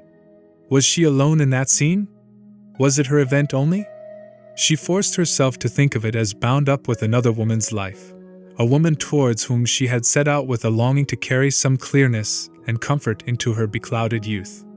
In her first outleap of jealous indignation and disgust, when quitting the hateful room, she had flung away all the mercy with which she had undertaken that visit. She had enveloped both Will and Rosamond in her burning scorn, and it seemed to her as if Rosamond were burned out of her sight forever. But that base prompting which makes a woman more cruel to a rival than to a faithless lover could have no strength of recurrence in Dorothea when the dominant spirit of justice within her had once overcome the tumult, and had once shown her the truer measure of things. All the active thought with which she had before been representing to herself the trials of Lydgate's lot, and this young marriage union which, like her own, seemed to have its hidden as well as evident troubles, all this vivid sympathetic experience returned to her now as a power. It asserted itself as acquired knowledge asserts itself and will not let us see as we saw in the day of our ignorance. She said to her own irremediable grief that it should make her more helpful, instead of driving her back from effort. And what sort of crisis might not this be in three lives whose contact with hers laid an obligation on her, as if they had been suppliants bearing the sacred branch? The objects of her rescue were not to be sought out by her fancy, they were chosen for her. She yearned towards the perfect right, that it might make a throne within her, and rule her errant will. What should I do, how should I act now, this very day, if I could clutch my own pain, and compel it to silence, and think of those three? It had taken long for her to come to that question, and there was light piercing into the room. She opened her curtains, and looked out towards the bit of road that lay in view, with fields beyond outside the entrance gates. On the road there was a man with a bundle on his back and a woman carrying her baby. In the field she could see figures moving, perhaps the shepherd with his dog. Far off in the bending sky was the pearly light, and she felt the largeness of the world and the manifold wakings of men to labor and endurance. She was a part of that involuntary, palpitating life, and could neither look out on it from her luxurious shelter as a mere spectator, nor hide her eyes in selfish complaining. What she would resolve to do that day did not yet seem quite clear, but something that she could achieve stirred her as with an approaching murmur which would soon gather distinctness. She took off the clothes which seemed to have some of the weariness of a hard watching in them, and began to make her toilet.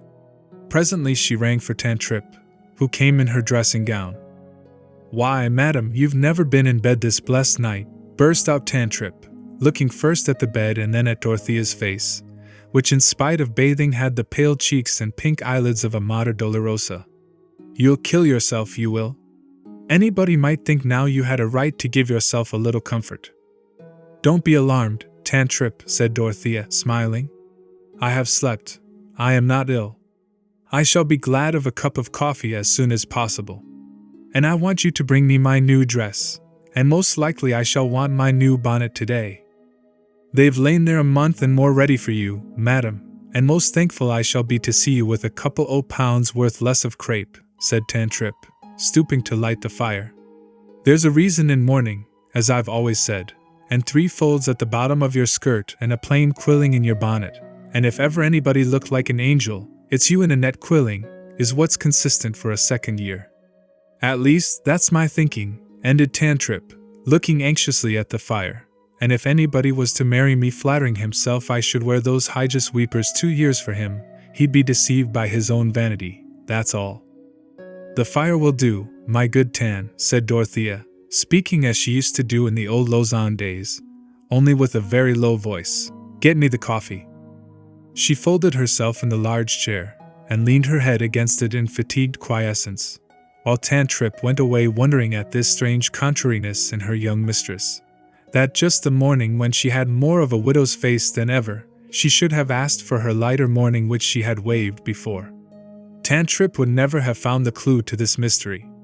Dorothea wished to acknowledge that she had not the less an active life before her because she had buried a private joy, and the tradition that fresh garments belonged to all initiation, haunting her mind, made her grasp after even that slight outward help towards calm resolve.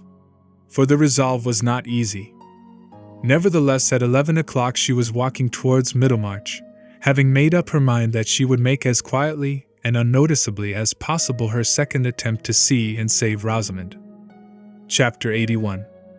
When Dorothea was again at Lydgate's door speaking to Martha, he was in the room close by with the door ajar, preparing to go out. He heard her voice, and immediately came to her. "Do you think that Mrs. Lydgate can receive me this morning?" she said, having reflected that it would be better to leave out all allusion to her previous visit. "I have no doubt she will," said Lydgate, suppressing his thought about Dorothea's looks, which were as much changed as Rosamond's, "if you will be kind enough to come in and let me tell her that you are here. She has not been very well since you were here yesterday, but she is better this morning, and I think it is very likely that she will be cheered by seeing you again." It was plain that Lydgate, as Dorothea had expected, knew nothing about the circumstances of her yesterday's visit. Nay, he appeared to imagine that she had carried it out according to her intention. She had prepared a little note asking Rosamond to see her, which she would have given to the servant if he had not been in the way, but now she was in much anxiety as to the result of his announcement. After leading her into the drawing room, he paused to take a letter from his pocket and put it into her hands, saying, "I wrote this last night, and was going to carry it to Lowick in my ride." When one is grateful for something too good for common thanks, writing is less unsatisfactory than speech. One does not at least hear how inadequate the words are. Dorothea's face brightened. "It is I who have most to thank for, since you have let me take that place." "You have consented?" she said, suddenly doubting. "Yes, the check is going to Bulstrode today." He said no more, but went upstairs to Rosamond, who had but lately finished dressing herself, and sat languidly wondering what she should do next. Her habitual industry in small things, even in the days of her sadness, prompting her to begin some kind of occupation, which she dragged through slowly or paused in from lack of interest. She looked ill, but had recovered her usual quietude of manner, and Lydgate had feared to disturb her by any questions. He had told her of Dorothea's letter containing the check, and afterwards he had said, "Ladislaw is come, Rosie. He sat with me last night. I dare say he will be here again today. I thought he looked rather battered and depressed." And Rosamond had made no reply.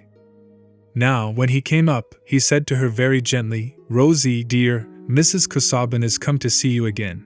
You would like to see her, would you not?" That she colored and gave rather a startled movement did not surprise him after the agitation produced by the interview yesterday. A beneficent agitation, he thought, since it seemed to have made her turn to him again. Rosamond dared not say no. She dared not with the tone of her voice touch the facts of yesterday. Why had Mrs. Casaubon come again? The answer was a blank which Rosamond could only fill up with dread, for Will Ladislaw's lacerating words had made every thought of Dorothea a fresh smart to her. Nevertheless, in her new, humiliating uncertainty she dared do nothing but comply. She did not say yes, but she rose and let Lydgate put a light shawl over her shoulders, while he said, "I am going out immediately." Then something crossed her mind which prompted her to say, "Pray tell Martha not to bring any one else into the drawing-room." And Lydgate assented, thinking that he fully understood this wish. He led her down to the drawing-room door, and then turned away, observing to himself that he was rather a blundering husband to be dependent for his wife's trust in him on the influence of another woman. Rosamond, wrapping her soft shawl around her as she walked towards Dorothea, was inwardly wrapping her soul in cold reserve. Had Mrs. Casaubon come to say anything to her about Will? If so, it was a liberty that Rosamond resented, and she prepared herself to meet every word with polite impassibility. Will had bruised her pride too sorely for her to feel any compunction towards him and Dorothea. Her own injury seemed much the greater. Dorothea was not only the preferred woman, but had also a formidable advantage in being Lydgate's benefactor, and to poor Rosamond's pain-confused vision it seemed that this Mrs. Casaubon, this woman who predominated in all things concerning her, must have come now with the sense of having the advantage, and with animosity prompting her to use it. Indeed, not Rosamond only, but anyone else, knowing the outer facts of the case, and not the simple inspiration on which Dorothea acted, might well have wondered why she came. Looking like the lovely ghost of herself, her graceful slimness wrapped in her soft white shawl, the rounded infantine mouth and cheek inevitably suggesting mildness and innocence, Rosamond paused at 3 yards' distance from her visitor and bowed. But Dorothea, who had taken off her gloves, from an impulse which she could never resist when she wanted a sense of freedom, came forward, and with her face full of a sad yet sweet openness, put out her hand. Rosamond could not avoid meeting her glance, could not avoid putting her small hand into Dorothea's, which clasped it with gentle motherliness, and immediately a doubt of her own prepossessions began to stir within her. Rosamond's eye was quick for faces. She saw that Mrs. Casaubon's face looked pale and changed since yesterday, yet gentle, and like the firm softness of her hand. But Dorothea had counted a little too much on her own strength. The clearness and intensity of her mental action this morning were the continuance of a nervous exaltation which made her frame as dangerously responsive as a bit of finest Venetian crystal, and in looking at Rosamond, she suddenly found her heart swelling, and was unable to speak. All her effort was required to keep back tears. She succeeded in that, and the emotion only passed over her face like the spirit of a sob, but it added to Rosamond's impression that Mrs. Casaubon's state of mind must be something quite different from what she had imagined. So they sat down without a word of preface on the 2 chairs that happened to be nearest, and happened also to be close together, though Rosamond's notion when she first bowed was that she should stay a long way off from Mrs. Casaubon. But she ceased thinking how anything would turn out, merely wondering what would come. And Dorothea began to speak quite simply, gathering firmness as she went on. I had an errand yesterday which I did not finish. That is why I am here again so soon. You will not think me too troublesome when I tell you that I came to talk to you about the injustice that has been shown towards Mr. Lydgate. It will cheer you, will it not? To know a great deal about him, that he may not like to speak about himself just because it is in his own vindication and to his own honor. You will like to know that your husband has warm friends, who have not left off believing in his high character? You will let me speak of this without thinking that I take a liberty? The cordial, pleading tones which seemed to flow with generous heedlessness above all the facts which had filled Rosamond's mind as grounds of obstruction and hatred between her and this woman, came as soothingly as a warm stream over her shrinking fears. Of course Mrs. Casaubon had the facts in her mind, but she was not going to speak of anything connected with them. That relief was too great for Rosamond to feel much else at the moment. She answered prettily in the new ease of her soul. I know you have been very good. I shall like to hear anything you will say to me about Tertius. The day before yesterday, said Dorothea, when I had asked him to come to Lowick to give me his opinion on the affairs of the hospital, he told me everything about his conduct and feelings in this sad event which has made ignorant people cast suspicions on him. The reason he told me was because I was very bold and asked him. I believed that he had never acted dishonorably, and I begged him to tell me the history. He confessed to me that he had never told it before, not even to you, because he had a great dislike to say, I was not wrong, as if that were proof, when there are guilty people who will say so. The truth is, he knew nothing of this man Raffles, or that there were any bad secrets about him, and he thought that Mr. Bulstrode offered him the money because he repented, out of kindness, of having refused it before. All his anxiety about his patient was to treat him rightly, and he was a little uncomfortable that the case did not end as he had expected. But he thought then, and still thinks, that there may have been no wrong in it on anyone's part. And I have told Mr. Fairbrother, and Mr. Brooke, and Sir James Chetham. They all believe in your husband. That will cheer you, will it not? That will give you courage? Dorothea's face had become animated, and as it beamed on Rosamond very close to her, she felt something like bashful timidity before a superior, in the presence of this self-forgetful ardor. She said, with blushing embarrassment, Thank you, you are very kind. And he felt that he had been so wrong not to pour out everything about this to you. But you will forgive him. It was because he feels so much more about your happiness than anything else. He feels his life bound into one with yours, and it hurts him more than anything that his misfortunes must hurt you. He could speak to me because I am an indifferent person. And then I asked him if I might come to see you, because I felt so much for his trouble and yours. That is why I came yesterday, and why I am come today. Trouble is so hard to bear, is it not? How can we live and think that anyone has trouble, piercing trouble, and we could help them, and never try? Dorothea, completely swayed by the feeling that she was uttering, forgot everything but that she was speaking from out the heart of her own trial to Rosamond's. The emotion had wrought itself more and more into her utterance, till the tones might have gone to one's very marrow, like a low cry from some suffering creature in the darkness. And she had unconsciously laid her hand again on the little hand that she had pressed before. Rosamond, with an overmastering pang, as if a wound within her had been probed, burst into hysterical crying as she had done the day before when she clung to her husband. Poor Dorothea was feeling a great wave of her own sorrow returning over her thought being drawn to the possible share that Will Ladislaw might have in Rosamond's mental tumult. She was beginning to fear that she should not be able to suppress herself enough to the end of this meeting, and while her hand was still resting on Rosamond's lap, though the hand underneath it was withdrawn, she was struggling against her own rising sobs. She tried to master herself with the thought that this might be a turning point in 3 lives, not in her own. No, there the irrevocable had happened, but in those 3 lives which were touching hers with the solemn neighborhood of danger and distress.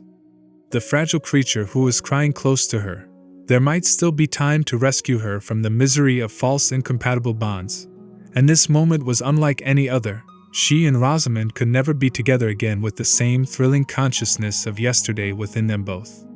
She felt the relation between them to be peculiar enough to give her a peculiar influence, though she had no conception that the way in which her own feelings were involved was fully known to Mrs. Lydgate.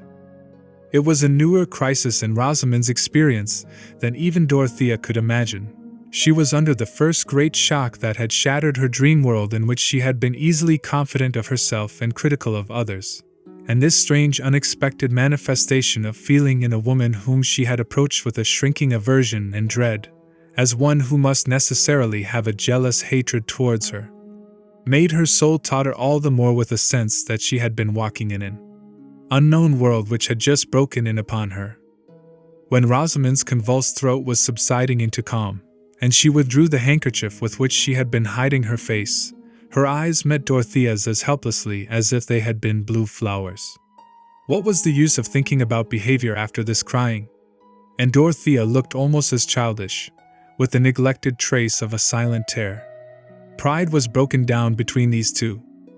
"We were talking about your husband," Dorothea said, with some timidity. "I thought his looks were sadly changed with suffering the other day. I had not seen him for many weeks before.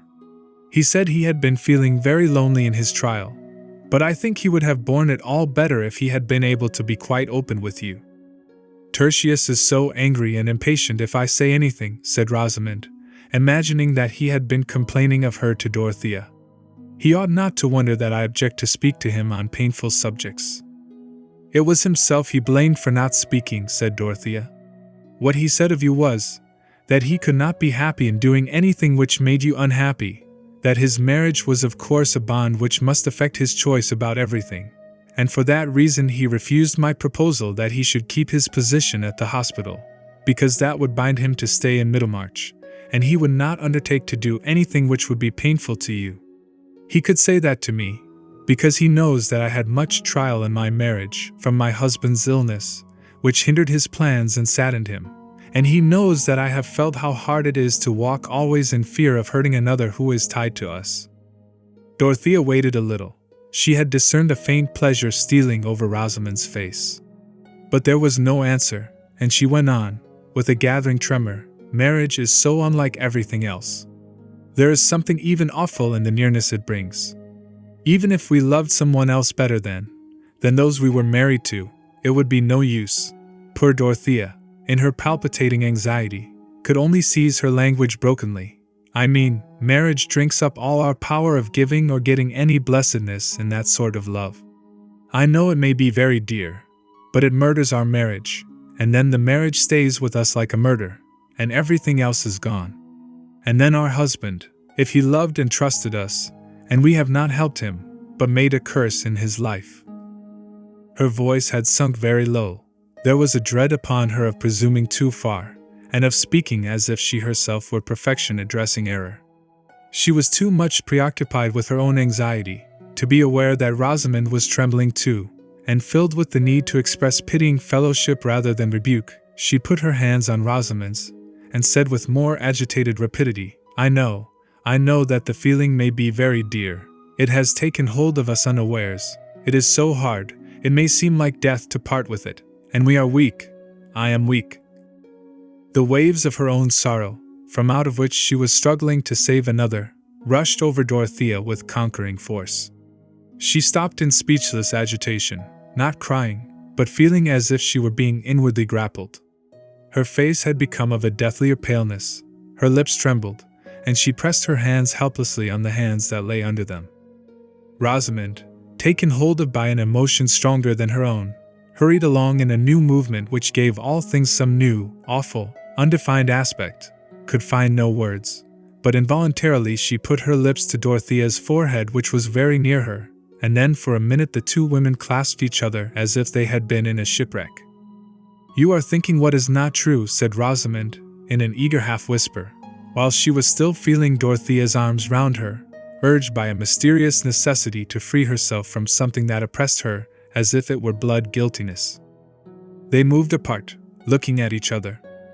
"When you came in yesterday, it was not as you thought," said Rosamond in the same tone. There was a movement of surprised attention in Dorothea. She expected a vindication of Rosamond herself. "He was telling me how he loved another woman, that I might know he could never love me," said Rosamond, getting more and more hurried as she went on. "And now I think he hates me because you mistook him yesterday. He says it is through me that you will think ill of him, think that he is a false person. But it shall not be through me. He has never had any love for me. I know he has not. He has always thought slightly of me. He said yesterday that no other woman existed for him beside you. The blame of what happened is entirely mine. He said he could never explain to you, because of me. He said you could never think well of him again. But now I have told you, and he cannot reproach me any more." Rosamond had delivered her soul under impulses which she had not known before. She had begun her confession under the subduing influence of Dorothea's emotion, and as she went on she had gathered the sense that she was repelling Will's reproaches, which were still like a knife wound within her. The revulsion of feeling in Dorothea was too strong to be called joy. It was a tumult in which the terrible strain of the night and morning made a resistant pain. She could only perceive that this would be joy when she had recovered her power of feeling it. Her immediate consciousness was one of immense sympathy without check. She cared for Rosamond without struggle now, and responded earnestly to her last words. "No, he cannot reproach you any more." With her usual tendency to overestimate the good in others, she felt a great outgoing of her heart towards Rosamond, for the generous effort which had redeemed her from suffering, not counting that the effort was a reflex of her own energy.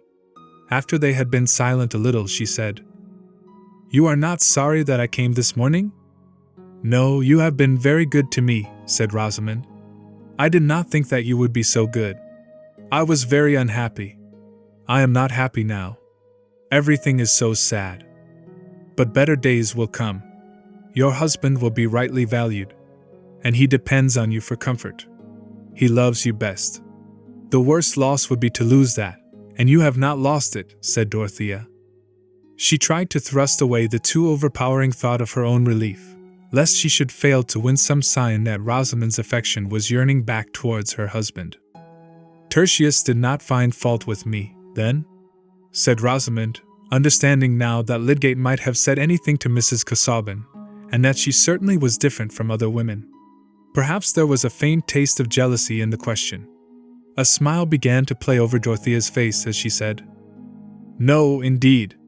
How could you imagine it?" But here the door opened, and Lydgate entered. "I am come back in my quality of doctor," he said. "After I went away, I was haunted by two pale faces. Mrs. Casaubon looked as much in need of care as you, Rosie. And I thought that I had not done my duty in leaving you together. so when I had been to Coleman's I came home again. I noticed that you were walking, Mrs. Casaubon, and the sky has changed. I think we may have rain. May I send someone to order your carriage to come for you?" "Oh, no. I am strong. I need the walk," said Dorothea, rising with animation in her face. "Mrs. Lydgate and I have chatted a great deal, and it is time for me to go. I have always been accused of being immoderate and saying too much." She put out her hand to Rosamond, and they said an earnest, quiet goodbye without kiss or other show of effusion. There had been between them too much serious emotion for them to use the signs of it superficially. As Lydgate took her to the door, she said nothing of Rosamond, but told him of Mr. Fairbrother and the other friends who had listened with belief to his story. When he came back to Rosamond, she had already thrown herself on the sofa, in resigned fatigue. "Well, Rosie," he said, standing over her, and touching her hair, "what do you think of Mrs. Casaubon now you have seen so much of her?" "I think she must be better than anyone," said Rosamond, "and she is very beautiful. If you go to talk to her so often, you will be more discontented with me than ever." Lydgate laughed at the "so often." "But has she made you any less discontented with me?" "I think she has," said Rosamond, looking up in his face. "How heavy your eyes are, Tertius, and do push your hair back." He lifted up his large white hand to obey her, and felt thankful for this little mark of interest in him. Poor Rosamond's vagrant fancy had come back terribly scourged, meek enough to nestle under the old despised shelter. And the shelter was still there. Lydgate had accepted his narrowed lot with sad resignation. He had chosen this fragile creature, and had taken the burthen of her life upon his arms. He must walk as he could, carrying that burthen pitifully. Chapter 82. Exiles notoriously feed much on hopes, and are unlikely to stay in banishment unless they are obliged. When Will Ladislaw exiled himself from Middlemarch, he had placed no stronger obstacle to his return than his own resolve, which was by no means an iron barrier, but simply a state of mind liable to melt into a minuet with other states of mind, and to find itself bowing, smiling, and giving place with polite facility. As the months went on, it had seemed more and more difficult to him to say why he should not run down to Middlemarch, merely for the sake of hearing something about Dorothea, and if on such a flying visit he should chance by some strange coincidence to meet with her, there was no reason for him to be ashamed of having taken an innocent journey which he had beforehand supposed that he should not take. Since he was hopelessly divided from her, he might surely venture into her neighborhood, and as to the suspicious friends who kept a dragon watch over her, their opinions seemed less and less important with time and change of air. And there had come a reason quite irrespective of Dorothea, which seemed to make a journey to Middlemarch a sort of philanthropic duty. Will had given a disinterested attention to an intended settlement on a new plan in the far west, and the need for funds in order to carry out a good design had set him on debating with himself whether it would not be a laudable use to make of his claim on Bulstrode, to urge the application of that money which had been offered to himself as a means of carrying out a scheme likely to be largely beneficial. The question seemed a very dubious one to Will, and his repugnance to again entering into any relation with the banker might have made him dismiss it quickly, if there had not arisen in his imagination the probability that his judgment might be more safely determined by a visit to Middlemarch.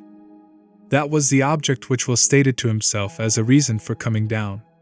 He had meant to confide in Lydgate, and discuss the money question with him, and he had meant to amuse himself for the few evenings of his stay by having a great deal of music and badinage with fair Rosamond, without neglecting his friends at Lowick Parsonage.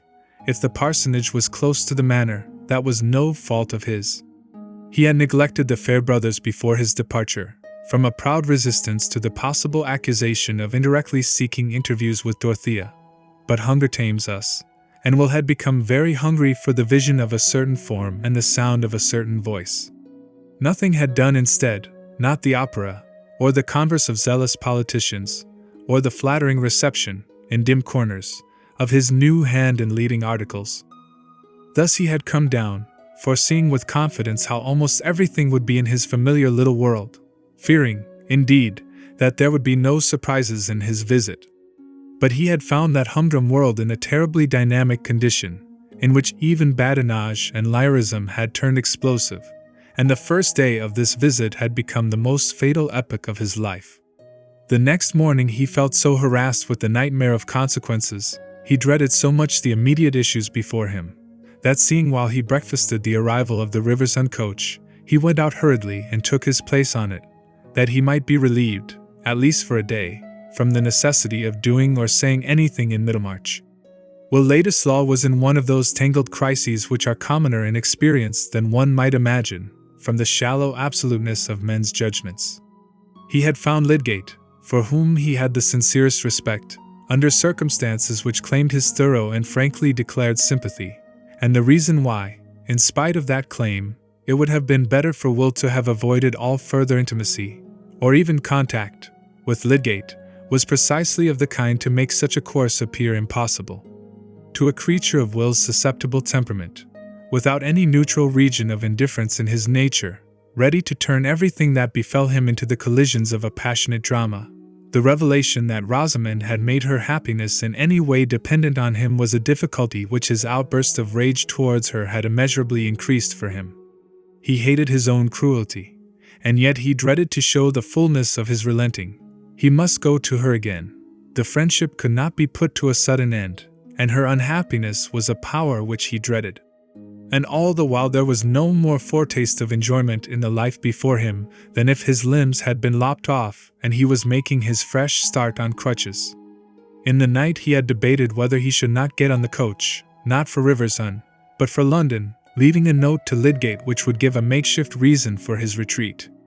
But there were strong cords pulling him back from that abrupt departure, the blight on his happiness in thinking of Dorothea, the crushing of that chief hope which had remained in spite of the acknowledged necessity for renunciation, was too fresh a misery for him to resign himself to it, and go straightway into a distance which was also despair. Thus he did nothing more decided than taking the Riversend coach. He came back again by it while it was still daylight, having made up his mind that he must go to Lydgate's that evening. The Rubicon, we know, was a very insignificant stream to look at. Its significance lay entirely in certain invisible conditions. Will felt as if he were forced to cross his small boundary ditch, and what he saw beyond it was not empire, but discontented subjection. But it is given to us sometimes even in our everyday life to witness the saving influence of a noble nature, the divine efficacy of rescue that may lie in a self-subduing act of fellowship. If Dorothea, after her night's anguish, had not taken that walk to Rosamond, why, she perhaps would have been a woman who gained a higher character for discretion, but it would certainly not have been as well for those three who were on one hearth in Lydgate's house at 7:30 that evening. Rosamond had been prepared for Will's visit, and she received him with a languid coldness which Lydgate accounted for by her nervous exhaustion, of which he could not suppose that it had any relation to Will. And when she sat in silence bending over a bit of work, he innocently apologized for her in an indirect way by begging her to lean backward and rest. Will was miserable in the necessity for playing the part of a friend who was making his first appearance and greeting to Rosamond, while his thoughts were busy about her feelings since that scene of yesterday, which seemed still inexorably to enclose them both, like the painful vision of a double madness. It happened that nothing called Lydgate out of the room, but when Rosamond poured out the tea, and Will came near to fetch it, she placed a tiny bit of folded paper in his saucer.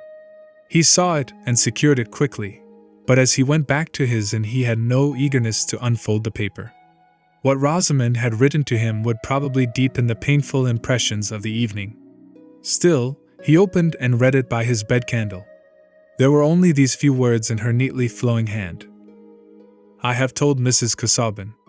She is not under any mistake about you. I told her because she came to see me and was very kind. You will have nothing to reproach me with now. I shall not have made any difference to you. The effect of these words was not quite all gladness. As Will dwelt on them with excited imagination, he felt his cheeks and ears burning at the thought of what had occurred between Dorothea and Rosamond, at the uncertainty how far Dorothea might still feel her dignity wounded in having an explanation of his conduct offered to her. There might still remain in her mind a changed association with him which made an irremediable difference, a lasting flaw. With active fancy he wrought himself into a state of doubt little more easy than that of the man who has escaped from wreck by night, and stands on unknown ground in the darkness. Until that wretched yesterday, except the moment of vexation long ago in the very same room and in the very same presence, all their vision, all their thought of each other, had been as in a world apart, where the sunshine fell on tall white lilies, where no evil lurked, and no other soul entered. But now, would Dorothea meet him in that world again? Chapter 83.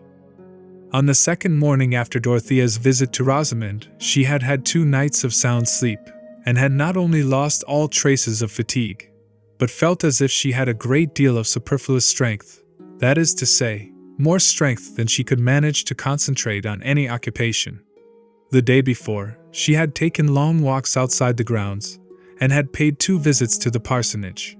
But she never in her life told anyone the reason why she spent her time in that fruitless manner, and this morning she was rather angry with herself for her childish restlessness. Today was to be spent quite differently. What was there to be done in the village? Oh dear! Nothing. Everybody was well and had flannel, nobody's pig had died, and it was Saturday morning, when there was a general scrubbing of doors and doorstones, and when it was useless to go into the school. But there were various subjects that Dorothea was trying to get clear upon, and she resolved to throw herself energetically into the gravest of all.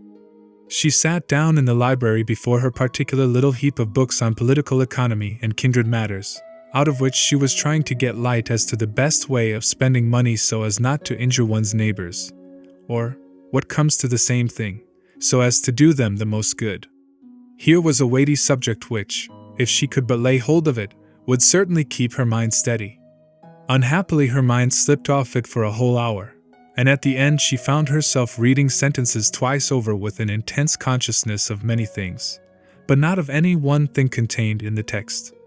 This was hopeless. Should she order the carriage and drive to Tipton? No, for some reason or other she preferred staying at Lowick. But her vagrant mind must be reduced to order.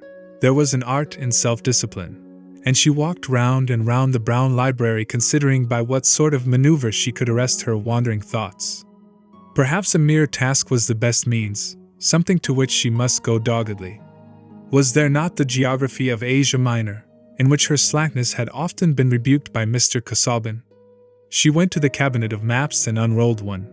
This morning she might make herself finally sure that Paphlagonia was not on the Levantine coast, and fix her total darkness about the Chalybes firmly on the shores of the Euxine. A map was a fine thing to study when you were disposed to think of something else, being made up of names that would turn into a chime if you went back upon them. Dorothea set earnestly to work, bending close to her map, and uttering the names in an audible, subdued tone, which often got into a chime. She looked amusingly girlish after all her deep experience, nodding her head and marking the names off on her fingers, with a little pursing of her lip, and now and then breaking off to put her hands on each side of her face and say, "Oh dear! Oh dear!" There was no reason why this should end any more than a merry-go-round, but it was at last interrupted by the opening of the door and the announcement of Miss Noble. The little old lady, whose bonnet hardly reached Dorothea's shoulder, was warmly welcomed, but while her hand was being pressed she made many of her beaver-like noises, as if she had something difficult to say. "Do sit down," said Dorothea, rolling a chair forward. "Am I wanted for anything? I shall be so glad if I can do anything." "I will not stay," said Miss Noble, putting her hand into her small basket, and holding some article inside it nervously. "I have left a friend in the churchyard." She lapsed into her inarticulate sounds, and unconsciously drew forth the article which she was fingering. It was the tortoise-shell lozenge box, and Dorothea felt the color mounting to her cheeks. "Mr. Ladislaw," continued the timid little woman, "he fears he has offended you, and has begged me to ask if you will see him for a few minutes." Dorothea did not answer on the instant. It was crossing her mind that she could not receive him in this library, where her husband's prohibition seemed to dwell. She looked towards the window. Could she go out and meet him in the grounds? The sky was heavy, and the trees had begun to shiver as at a coming storm. Besides, she shrank from going out to him. "Do see him, Mrs. Casaubon," said Miss Noble, pathetically, "else I must go back and say no, and that will hurt him." "Yes, I will see him," said Dorothea. "Pray tell him to come." What else was there to be done? There was nothing that she longed for at that moment except to see Will. The possibility of seeing him had thrust itself insistently between her and every other object, and yet she had a throbbing excitement like an alarm upon her, a sense that she was doing something daringly defiant for his sake. When the little lady had trotted away on her mission, Dorothea stood in the middle of the library with her hands fallen clasped before her, making no attempt to compose herself in an attitude of dignified unconsciousness. What she was least conscious of just then was her own body. She was thinking of what was likely to be in Will's mind, and of the hard feelings that others had had about him. How could any duty bind her to hardness? Resistance to unjust dispraise had mingled with her feeling for him from the very first, and now in the rebound of her heart after her anguish the resistance was stronger than ever. If I love him too much it is because he has been used so ill. There was a voice within her saying this to some imagined audience in the library, when the door was opened, and she saw Will before her. She did not move, and he came towards her with more doubt and timidity in his face than she had ever seen before. He was in a state of uncertainty which made him afraid lest some look or word of his should condemn him to a new distance from her, and Dorothea was afraid of her own emotion. She looked as if there were a spell upon her, keeping her motionless and hindering her from unclasping her hands, while some intense, grave yearning was imprisoned within her eyes. Seeing that she did not put out her hand as usual, Will paused a yard from her and said with embarrassment, "I am so grateful to you for seeing me." "I wanted to see you," said Dorothea, having no other words at command. It did not occur to her to sit down, and Will did not give a cheerful interpretation to this queenly way of receiving him. But he went on to say what he had made up his mind to say. "I fear you think me foolish and perhaps wrong for coming back so soon. I have been punished for my impatience. You know, everyone knows now, a painful story about my parentage. I knew of it before I went away, and I always meant to tell you of it if we ever met again." There was a slight movement in Dorothea, and she unclasped her hands, but immediately folded them over each other. "But the affair is matter of gossip now," Will continued. "I wish you to know that something connected with it, something which happened before I went away, helped to bring me down here again. At least I thought it excused my coming. It was the idea of getting Bulstrode to apply some money to a public purpose, some money which he had thought of giving me. Perhaps it is rather to Bulstrode's credit that he privately offered me compensation for an old injury. He offered to give me a good income to make amends. But I suppose you know the disagreeable story?" Will looked doubtfully at Dorothea, but his manner was gathering some of the defiant courage with which he always thought of this fact in his destiny. He added, "You know that it must be altogether painful to me." Yes, I know," said Dorothea, hastily. "I did not choose to accept an income from such a source. I was sure that you would not think well of me if I did so," said Will. Why should he mind saying anything of that sort to her now? She knew that he had avowed his love for her. "I felt that," he broke off, nevertheless. "You acted as I should have expected you to act," said Dorothea, her face brightening and her head becoming a little more erect on its beautiful stem. "I did not believe that you would let any circumstance of my birth create a prejudice in you against me, though it was sure to do so in others," said Will, shaking his head backward in his old way, and looking with a grave appeal into her eyes. "If it were a new hardship it would be a new reason for me to cling to you," said Dorothea, fervidly. Nothing could have changed me, but her heart was swelling, and it was difficult to go on. She made a great effort over herself to say in a low tremulous voice, "But thinking that you were different, not so good as I had believed you to be." "You are sure to believe me better than I am in everything but one," said Will, giving way to his own feeling in the evidence of hers.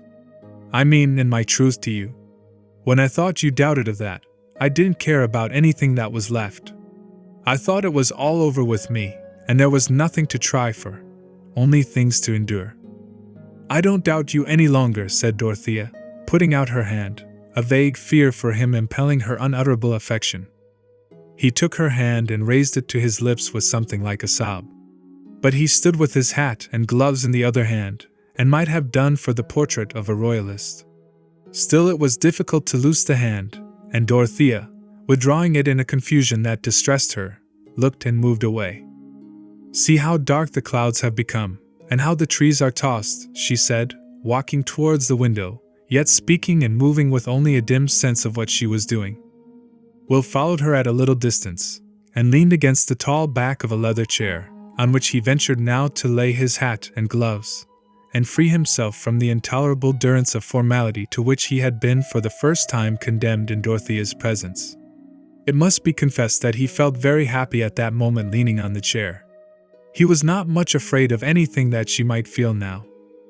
They stood silent, not looking at each other, but looking at the evergreens which were being tossed, and were showing the pale underside of their leaves against the blackening sky.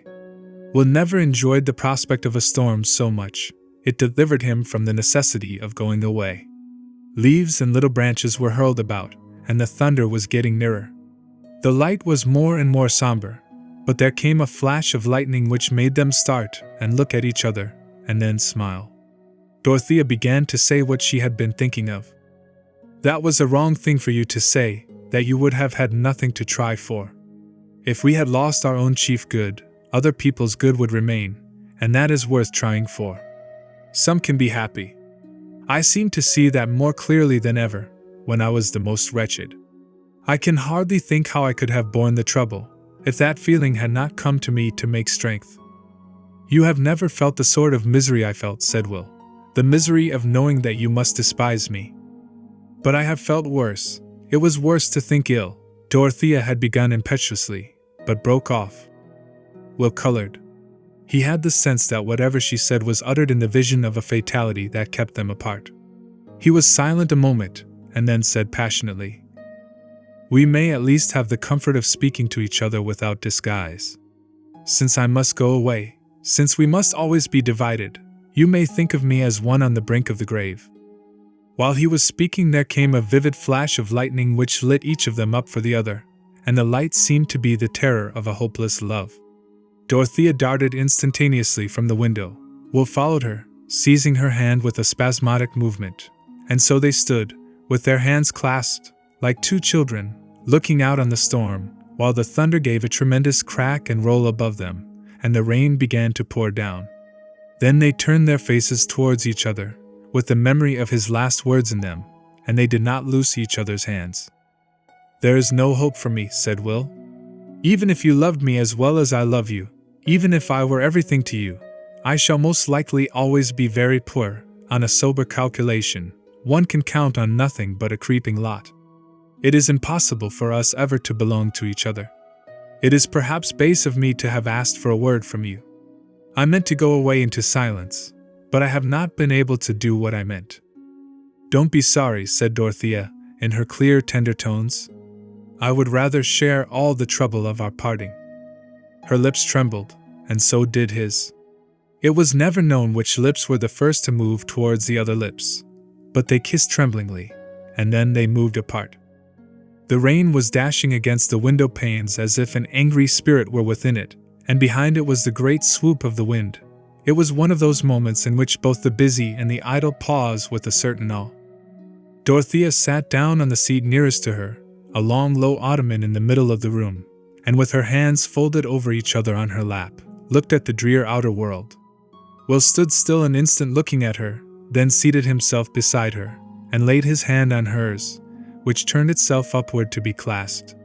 They sat in that way without looking at each other, until the rain abated and began to fall in stillness. Each had been full of thoughts which neither of them could begin to utter. But when the rain was quiet, Dorothea turned to look at Will. With passionate exclamation, as if some torture screw were threatening him, he started up and said, "It is impossible." He went and leaned on the back of the chair again, and seemed to be battling with his own anger, while she looked towards him sadly. "It is as fatal as a murder or any other horror that divides people," he burst out again. "It is more intolerable to have our life maimed by petty accidents." "No, don't say that. Your life need not be maimed," said Dorothea gently. "Yes, it must," said Will angrily. "It is cruel of you to speak in that way, as if there were any comfort. You may see beyond the misery of it, but I don't. It is unkind, it is throwing back my love for you as if it were a trifle, to speak in that way in the face of the fact. We can never be married." "Sometime, we might," said Dorothea, in a trembling voice. "When?" said Will, bitterly. "What is the use of counting on any success of mine? It is a mere toss-up whether I shall ever do more than keep myself decently, unless I choose to sell myself as a mere pen and a mouthpiece. I can see that clearly enough. I could not offer myself to any woman, even if she had no luxuries to renounce." There was silence. Dorothea's heart was full of something that she wanted to say, and yet the words were too difficult. She was wholly possessed by them. At that moment debate was mute within her. And it was very hard that she could not say what she wanted to say. Will was looking out of the window angrily. If he would have looked at her and not gone away from her side, she thought everything would have been easier. At last he turned, still resting against the chair, and stretching his hand automatically towards his hat, said with a sort of exasperation, "Goodbye." "Oh, I cannot bear it. My heart will break," said Dorothea, starting from her seat, the flood of her young passion bearing down all the obstructions which had kept her silent, the great tears rising and falling in an instant. "I don't mind about poverty. I hate my wealth." In an instant Will was close to her, and had his arms round her, but she drew her head back and held his away gently that she might go on speaking, her large tear-filled eyes looking at his very simply, while she said in a sobbing childlike way, "We could live quite well on my own fortune. It is too much. 700 a year. I want so little, no new clothes, and I will learn what everything costs." Chapter 84. It was just after the Lords had thrown out the Reform Bill. That explains how Mr. Cadwallader came to be walking on the slope of the lawn near the great conservatory at Freshitt Hall, holding the Times in his hands behind him, while he talked with a trout fisher's dispassionateness about the prospects of the country to Sir James Chetham. Mrs. Cadwallader, the Dowager Lady Chetham, and Celia were sometimes seated on garden chairs, sometimes walking to meet little Arthur, who was being drawn in his chariot, and, as became the infantine Buddha, was sheltered by his sacred umbrella with handsome silken fringe. The ladies also talked politics, though more fitfully. Mrs. Cadwallader was strong on the intended creation of peers. She had it for certain from her cousin that Trueberry had gone over to the other side entirely at the instigation of his wife, who had scented peerages in the air from the very first introduction of the reform question, and would sign her soul away to take precedence of her younger sister, who had married a baronet. Lady Chetham thought that such conduct was very reprehensible, and remembered that Mrs. Trueberry's mother was a Miss Walsingham of Mellspring. Celia confessed it was nicer to be lady than Mrs., and that Dodo never minded about precedence if she could have her own way. Mrs. Cadwallader held that it was a poor satisfaction to take precedence when everybody about you knew that you had not a drop of good blood in your veins. And Celia again, stopping to look at Arthur, said, "It would be very nice, though, if he were a viscount, and his lordship's little tooth coming through. He might have been, if James had been an earl." "My dear Celia," said the dowager, "James's title is worth far more than any new earldom. I never wished his father to be anything else than Sir James." "Oh, I only meant about Arthur's little tooth," said Celia, comfortably. "But see, here is my uncle coming." She tripped off to meet her uncle, while Sir James and Mr. Cadwallader came forward to make one group with the ladies. Celia had slipped her arm through her uncle's, and he patted her hand with a rather melancholy "Well, my dear." As they approached, it was evident that Mr. Brooke was looking dejected, but this was fully accounted for by the state of politics, and as he was shaking hands all round without more greeting than a "Well, you're all here, you know," the rector said laughingly. "Don't take the throwing out of the bills so much to heart, Brooke. You've got all the riff-raff of the country on your side." "The bill, eh?" "Ah," said Mr. Brooke, with a mild distractedness of manner. "Thrown out, you know, eh? The Lords are going too far, though. They'll have to pull up. Sad news, you know. I mean, here at home, sad news. But you must not blame me, Chetham." "What is the matter?" said Sir James. "Not another gamekeeper shot, I hope? It's what I should expect, when a fellow like Trapping Base is let off so easily." "Gamekeeper? No. Let us go in. I can tell you all in the house, you know," said Mr. Brooke, nodding at the Cadwalladers. to show that he included them in his confidence. As to poachers like trapping base, you know, Chetam, he continued, as they were entering, when you are a magistrate, you'll not find it so easy to commit. Severity is all very well, but it's a great deal easier when you've got somebody to do it for you.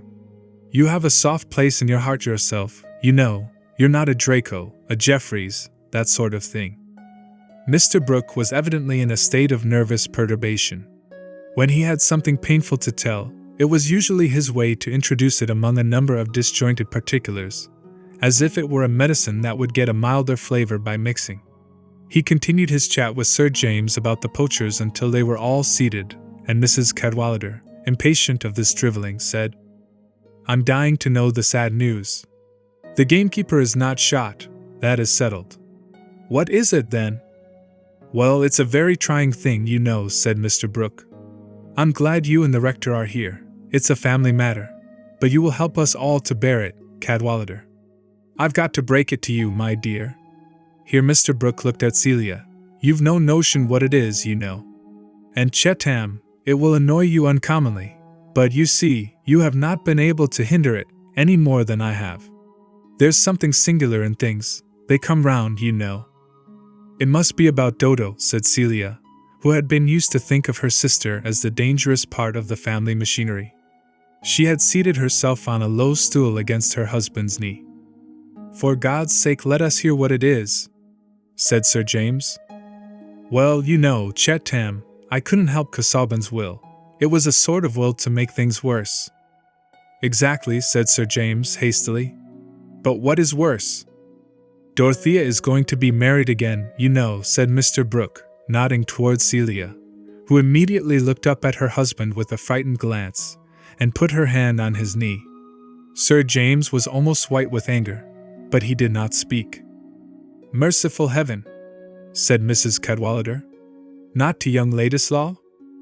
Mr. Brooke nodded, saying yes, to Ladislaw, and then fell into a prudential silence. "You see, Humphrey," said Mrs. Cadwallader, waving her arm towards her husband. "Another time you will admit that I have some foresight, or rather you will contradict me and be just as blind as ever. You suppose that the young gentleman was gone out of the country. So he might be, and yet come back," said the rector, quietly. "When did you learn this?" said Sir James, not liking to hear anyone else speak, though finding it difficult to speak himself. "Yesterday," said Mr. Brooke meekly. "I went to Lowick. Dorothea sent for me, you know.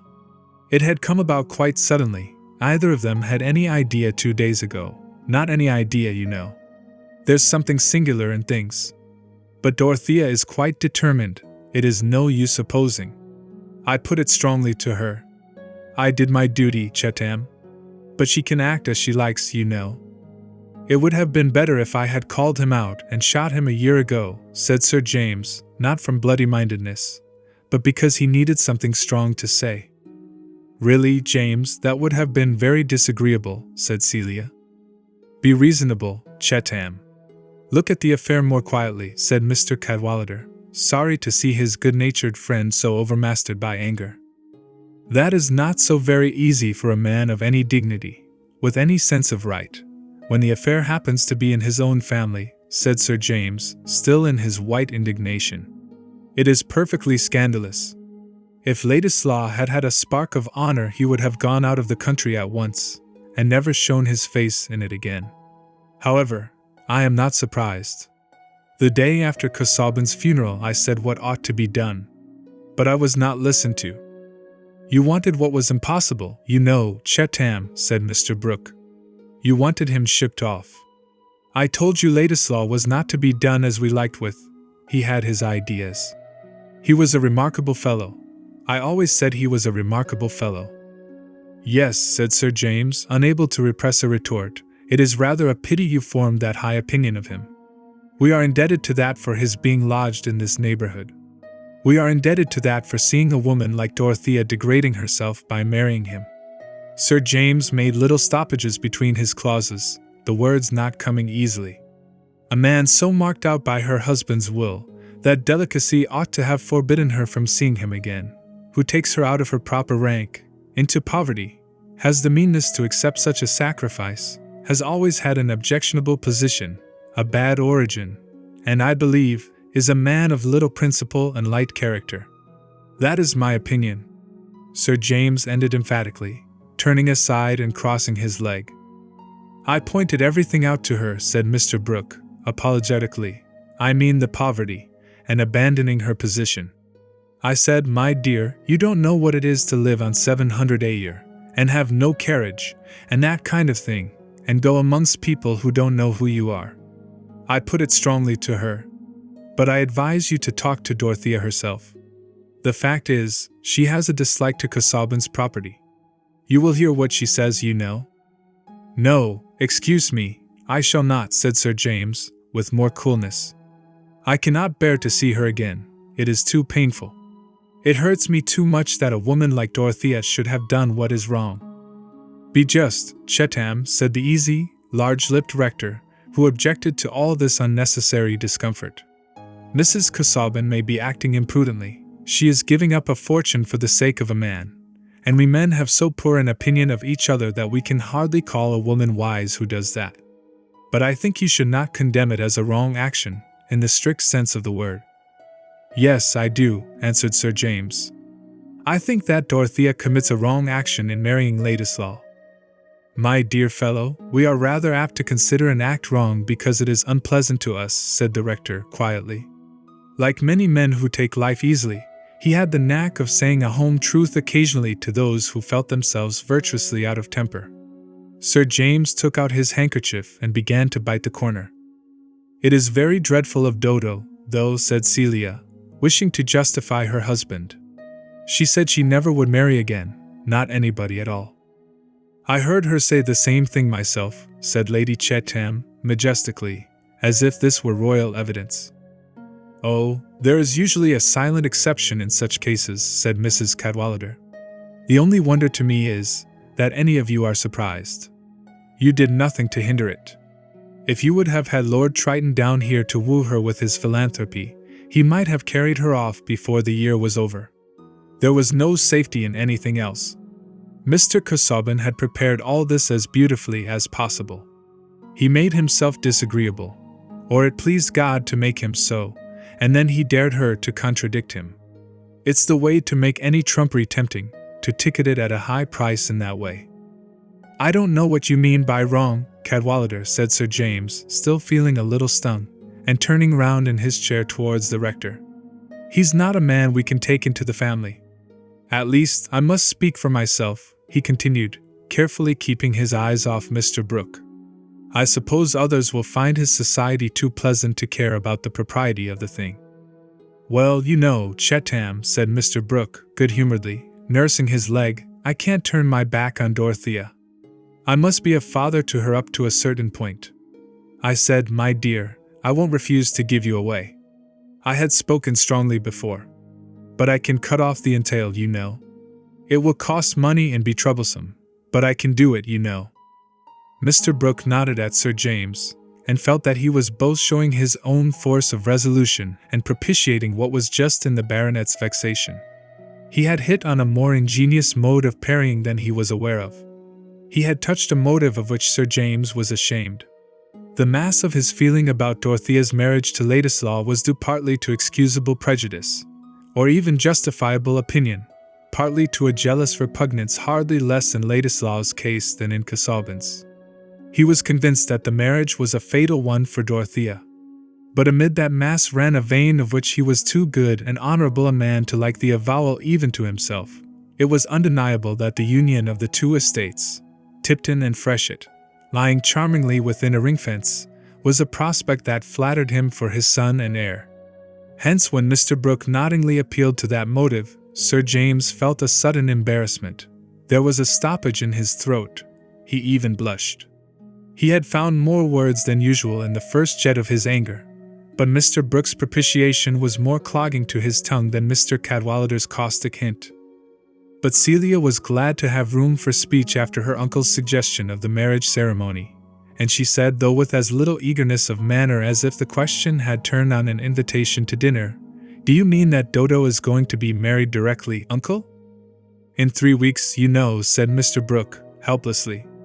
I can do nothing to hinder it, Cadwallader, he added, turning for a little countenance toward the rector, who said, I should not make any fuss about it. If she likes to be poor, that is her affair. Nobody would have said anything if she had married the young fellow because he was rich. Plenty of beneficed clergy are poorer than they will be. Here is Eleanor, continued the provoking husband. She vexed her friends by me. I had hardly 1,000 a year. I was a lout. Nobody could see anything in me. My shoes were not the right cut. All the men wondered how a woman could like me. Upon my word, I must take Ladislaw's part until I hear more harm of him. Humphrey, that is all sophistry, and you know it, said his wife. Everything is all one, that is the beginning and end with you. As if you had not been a Cadwallader. Does anyone suppose that I would have taken such a monster as you by any other name? And a clergyman too, observed Lady Chetham with approbation. Eleanor cannot be said to have descended below her rank. It is difficult to say what Mr. Ladislaw is, James? Sir James gave a small grunt, which was less respectful than his usual mode of answering his mother. Celia looked up at him like a thoughtful kitten. It must be admitted that his blood is a frightful mixture, said Mrs. Cadwallader. The Casaubon cuttlefish fluid to begin with, and then a rebellious Polish fiddler or dancing master, was it? And then an old CLO. Nonsense, Eleanor, said the rector, rising. It is time for us to go. After all, he is a pretty sprig, said Mrs. Cadwallader, rising too, and wishing to make amends. He is like the fine old Critchley portraits before the idiots came in. I'll go with you, said Mr. Brooke, starting up with alacrity. You must all come and dine with me tomorrow, you know, Celia, my dear? You will, James, won't you? Said Celia, taking her husband's hand. Oh, of course, if you like, said Sir James, pulling down his waistcoat, but unable yet to adjust his face good-humoredly. That is to say, if it is not to meet anybody else. No, no, no, said Mr. Brooke, understanding the condition. Dorothea would not come, you know, unless you had been to see her. When Sir James and Celia were alone, she said, Do you mind about my having the carriage to go to Lowick, James? What, now, directly? He answered, with some surprise. Yes, it is very important, said Celia. Remember, Celia, I cannot see her, said Sir James. Not if she gave up marrying? What is the use of saying that? However, I'm going to the stables. I'll tell Briggs to bring the carriage round. Celia thought it was of great use, if not to say that, at least to take a journey to Lowick in order to influence Dorothea's mind. All through their girlhood she had felt that she could act on her sister by a word judiciously placed, by opening a little window for the daylight of her own understanding to enter among the strange colored lamps by which Dodo habitually saw. And Celia the matron naturally felt more able to advise her childless sister. How could anyone understand Dodo so well as Celia did or love her so tenderly?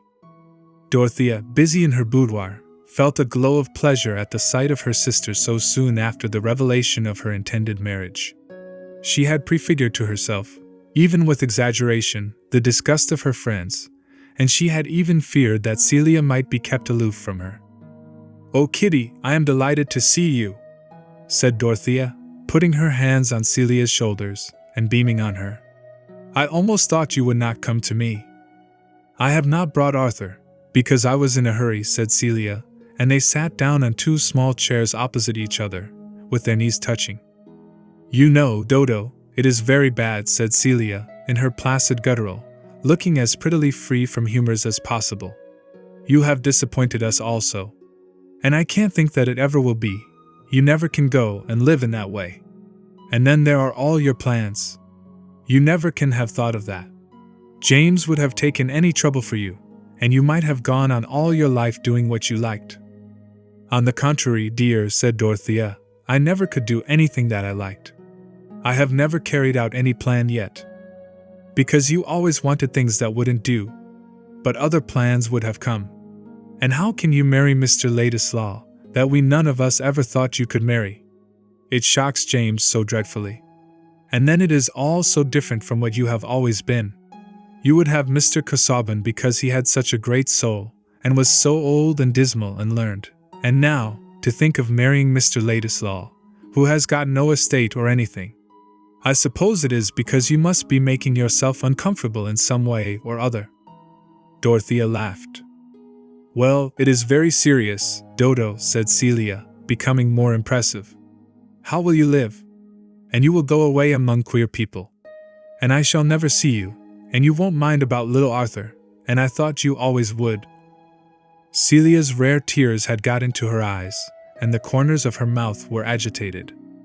"Dear Celia," said Dorothea, with tender gravity, "if you don't ever see me, it will not be my fault."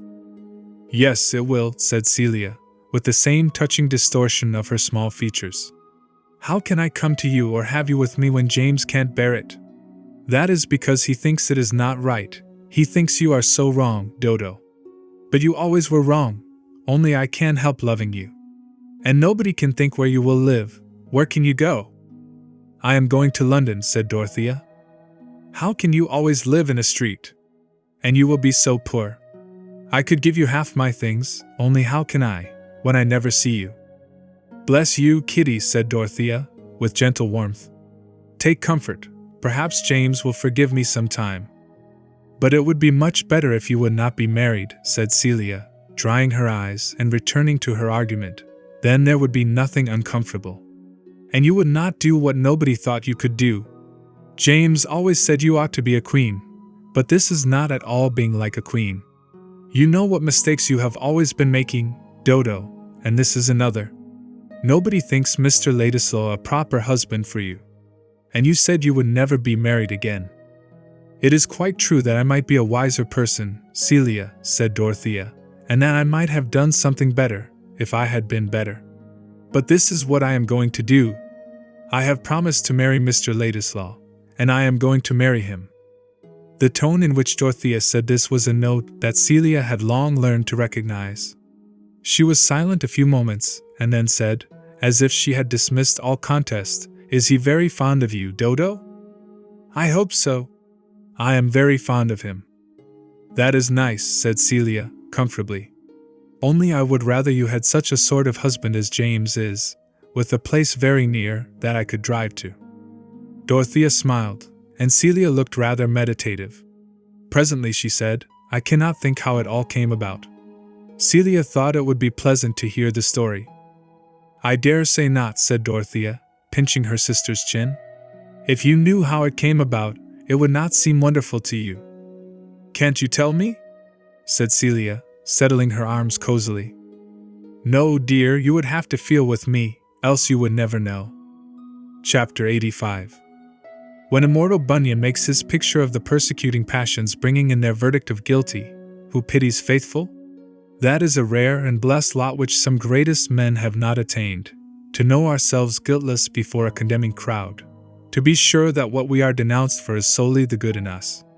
The pitiable lot is that of the man who could not call himself a martyr even though he were to persuade himself that the men who stoned him were but ugly passions incarnate, who knows that he is stoned, not for professing the right, but for not being the man he professed to be.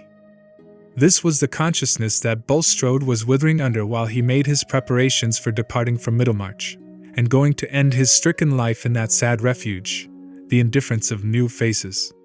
The duteous merciful constancy of his wife had delivered him from one dread, but it could not hinder her presence from being still a tribunal before which he shrank from confession and desired advocacy.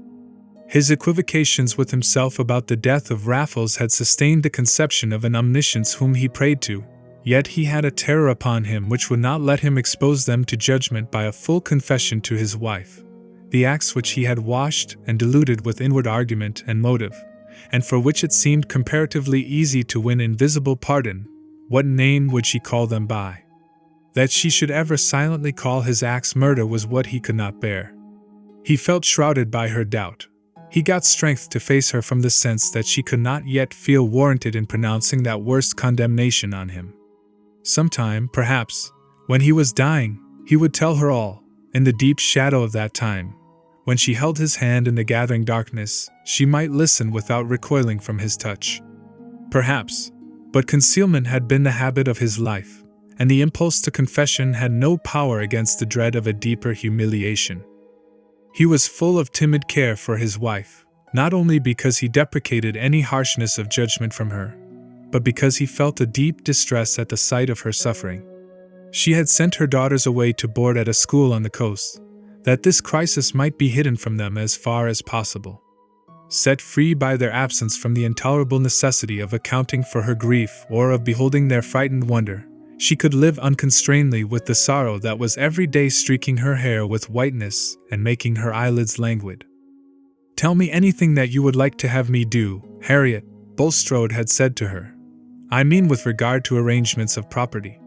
It is my intention not to sell the land I possess in this neighborhood, but to leave it to you as a safe provision. If you have any wish on such subjects, do not conceal it from me."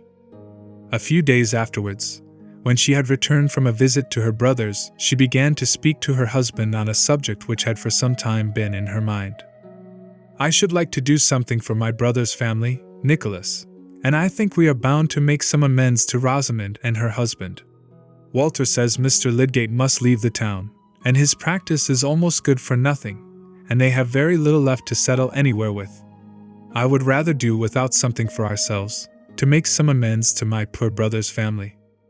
Mrs. Bulstrode did not wish to go nearer to the facts than in the phrase "make some amends," knowing that her husband must understand her. He had a particular reason, which she was not aware of, for wincing under her suggestion.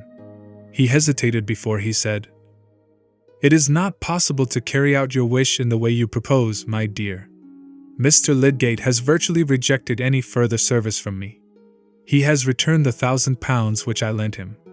Mrs. Casaubon advanced him the sum for that purpose. Here is his letter." The letter seemed to cut Mrs. Bulstrode severely. The mention of Mrs. Casaubon's loan seemed a reflection of that public feeling which held it a matter of course that every one would avoid a connection with her husband. She was silent for some time, and the tears fell one after the other, her chin trembling as she wiped them away. Bulstrode, sitting opposite to her, ached at the sight of that grief-worn face, which 2 months before had been bright and blooming. It had aged to keep sad company with his own withered features. Urged into some effort at comforting her, he said, "There is another means, Harriet, by which I might do a service to your brother's family, if you like to act in it. And it would, I think, be beneficial to you. It would be an advantageous way of managing the land which I mean to be yours." She looked attentive. "Garth once thought of undertaking the management of Stone Court in order to place your nephew Fred there. The stock was to remain as it is, and they were to pay a certain share of the profits instead of an ordinary rent. That would be a desirable beginning for the young man, in conjunction with his employment under Garth. Would it be a satisfaction to you?" "Yes, it would," said Mrs. Bulstrode, with some return of energy. "Poor Walter is so cast down. I would try anything in my power to do him some good before I go away. We have always been brother and sister."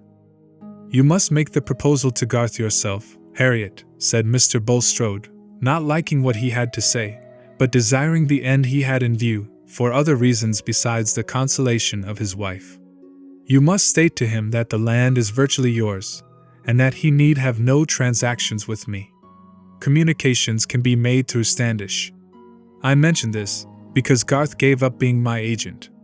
I can put into your hands a paper which he himself drew up, stating conditions, and you can propose his renewed acceptance of them. I think it is not unlikely that he will accept when you propose the thing for the sake of your nephew." Chapter 86. Mrs. Garth, hearing Caleb enter the passage about tea time, opened the parlor door and said, "There you are, Caleb. Have you had your dinner?" Mr. Garth's meals were much subordinated to business. "Oh yes, a good dinner, cold mutton and I don't know what." "Where is Mary?" "In the garden with Letty, I think." "Fred is not come yet?" "No." "Are you going out again without taking tea, Caleb?" said Mrs. Garth, seeing that her absent-minded husband was putting on again the hat which he had just taken off. No, I'm only going to Mary a minute." Mary was in a grassy corner of the garden, where there was a swing loftily hung between 2 pear trees. She had a pink kerchief tied over her head, making a little poke to shade her eyes from the level sunbeams, while she was giving a glorious swing to Letty, who laughed and screamed wildly. Seeing her father, Mary left the swing and went to meet him, pushing back the pink kerchief and smiling afar off at him with the involuntary smile of loving pleasure. "I came to look for you, Mary," said Mr. Garth. "Let us walk about a bit." Mary knew quite well that her father had something particular to say. His eyebrows made their pathetic angle, and there was a tender gravity in his voice. These things had been signs to her when she was Letty's age. She put her arm within his, and they turned by the row of nut trees. "It will be a sad while before you can be married, Mary," said her father, not looking at her, but at the end of the stick which he held in his other hand. "Not a sad while, father. I mean to be Mary," said Mary, laughingly. "I have been single and married for 24 years and more. I suppose it will not be quite as long again as that." Then, after a little pause, she said more gravely, bending her face before her father's, "If you are contented with Fred?" Caleb screwed up his mouth and turned his head aside wisely. "Now, father, you did praise him last Wednesday. You said he had an uncommon notion of stock, and a good eye for things." "Did I?" said Caleb, rather slyly. "Yes, I put it all down, and the date, Anno Domini, and everything," said Mary. "You like things to be neatly booked. And then his behavior to you, father, is really good. He has a deep respect for you, and it is impossible to have a better temper than Fred has." Aye, you want to coax me into thinking him a fine match."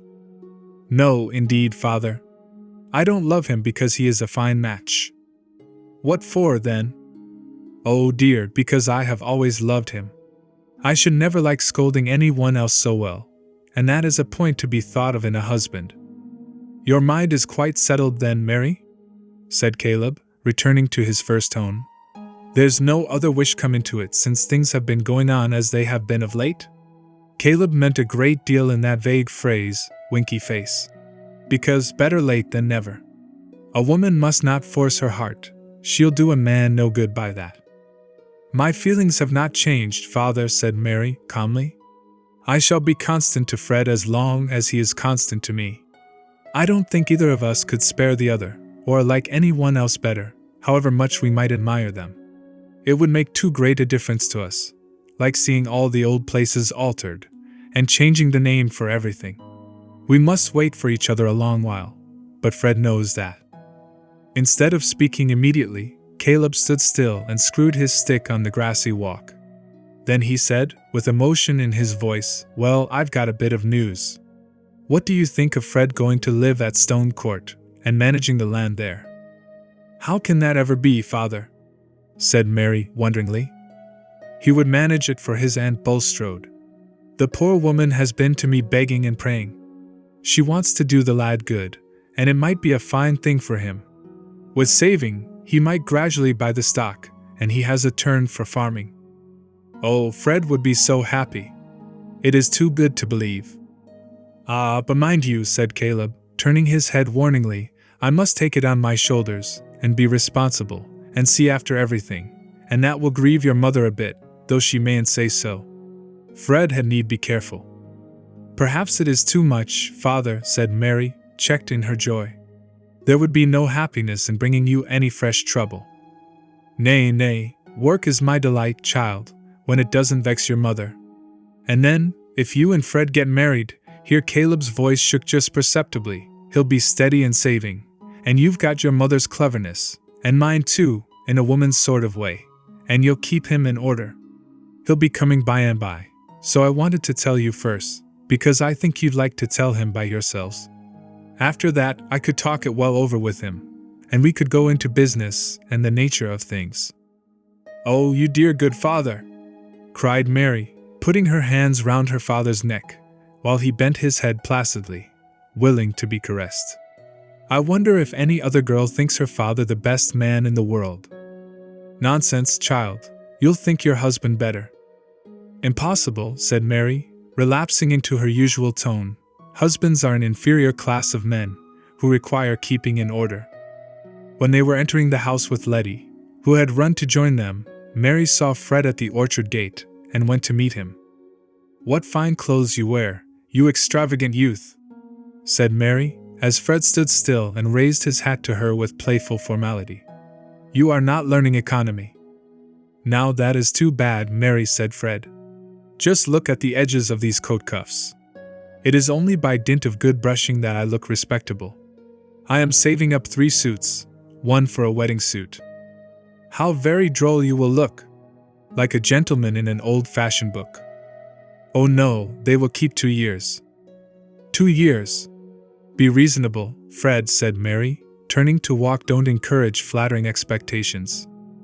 Why not? One lives on them better than on unflattering ones.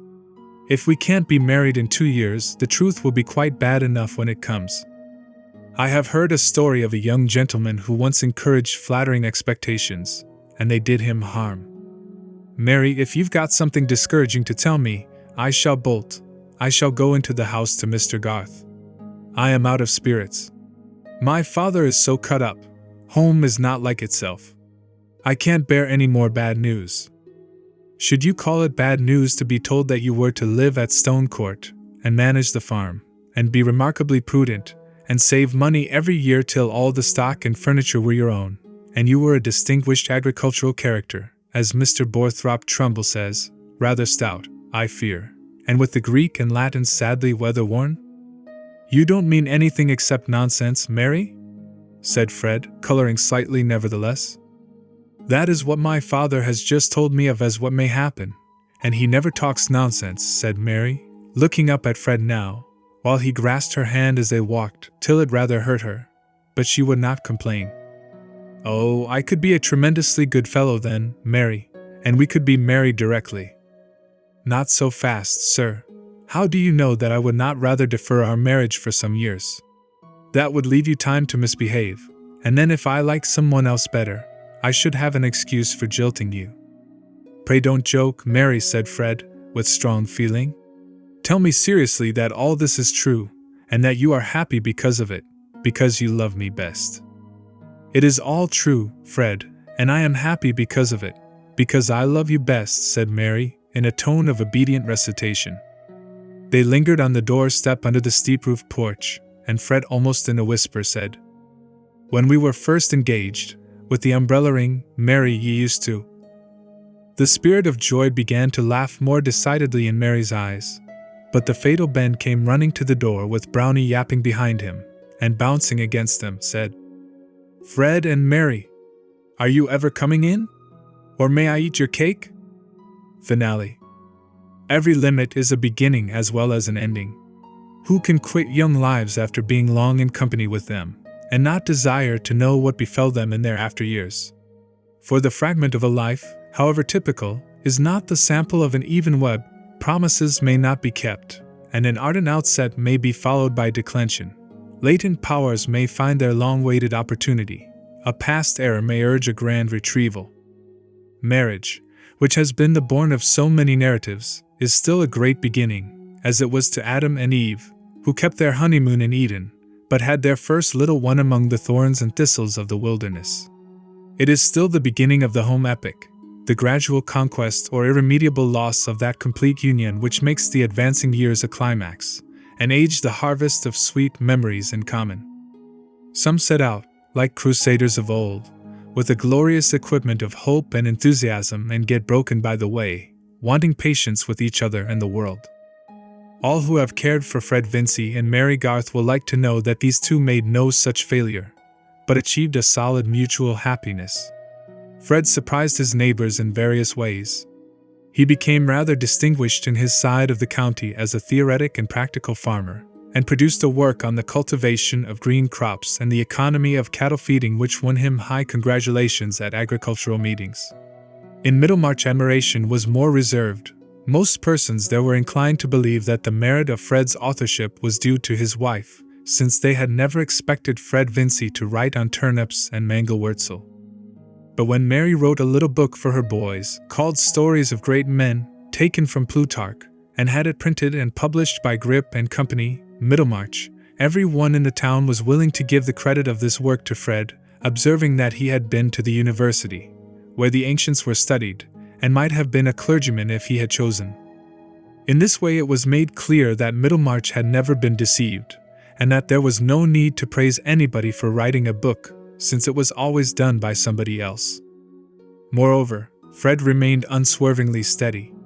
Some years after his marriage, he told Mary that his happiness was half owing to fair brother, who gave him a strong pull-up at the right moment. I cannot say that he was never again misled by his hopefulness. The yield of crops or the profits of a cattle sale usually fell below his estimate, and he was always prone to believe that he could make money by the purchase of a horse which turned out badly, though this, Mary observed, was of course the fault of the horse, not of Fred's judgment. He kept his love of horsemanship, but he rarely allowed himself a day's hunting, and when he did so, it was remarkable that he submitted to be laughed at for cowardliness at the fences, seeming to see Mary and the boys sitting on the 5-barred gate, or showing their curly heads between hedge and ditch. There were 3 boys. Mary was not discontented that she brought forth men-children only, and when Fred wished to have a girl like her, she said laughingly, "That would be too great a trial to your mother." Mrs. Vincy, in her declining years, and in the diminished luster of her housekeeping, was much comforted by her perception that 2 at least of Fred's boys were real Vincys, and did not feature the Garths. But Mary secretly rejoiced that the youngest of the 3 was very much what her father must have been when he wore a round jacket, and showed a marvelous nicety of aim in playing at marbles, or in throwing stones to bring down the mellow pears. Ben and Letty Garth, who were uncle and aunt before they were well in their teens, disputed much as to whether nephews or nieces were more desirable, Ben contending that it was clear girls were good for less than boys, else they would not be always in petticoats, which showed how little they were meant for, whereupon Letty, who argued much from books, got angry in replying that God made coats of skins for both Adam and Eve alike. Also it occurred to her that in the East the men too wore petticoats. But this latter argument, obscuring the majesty of the former, was one too many, for Ben answered contemptuously, "The more spoonies they," and immediately appealed to his mother whether boys were not better than girls.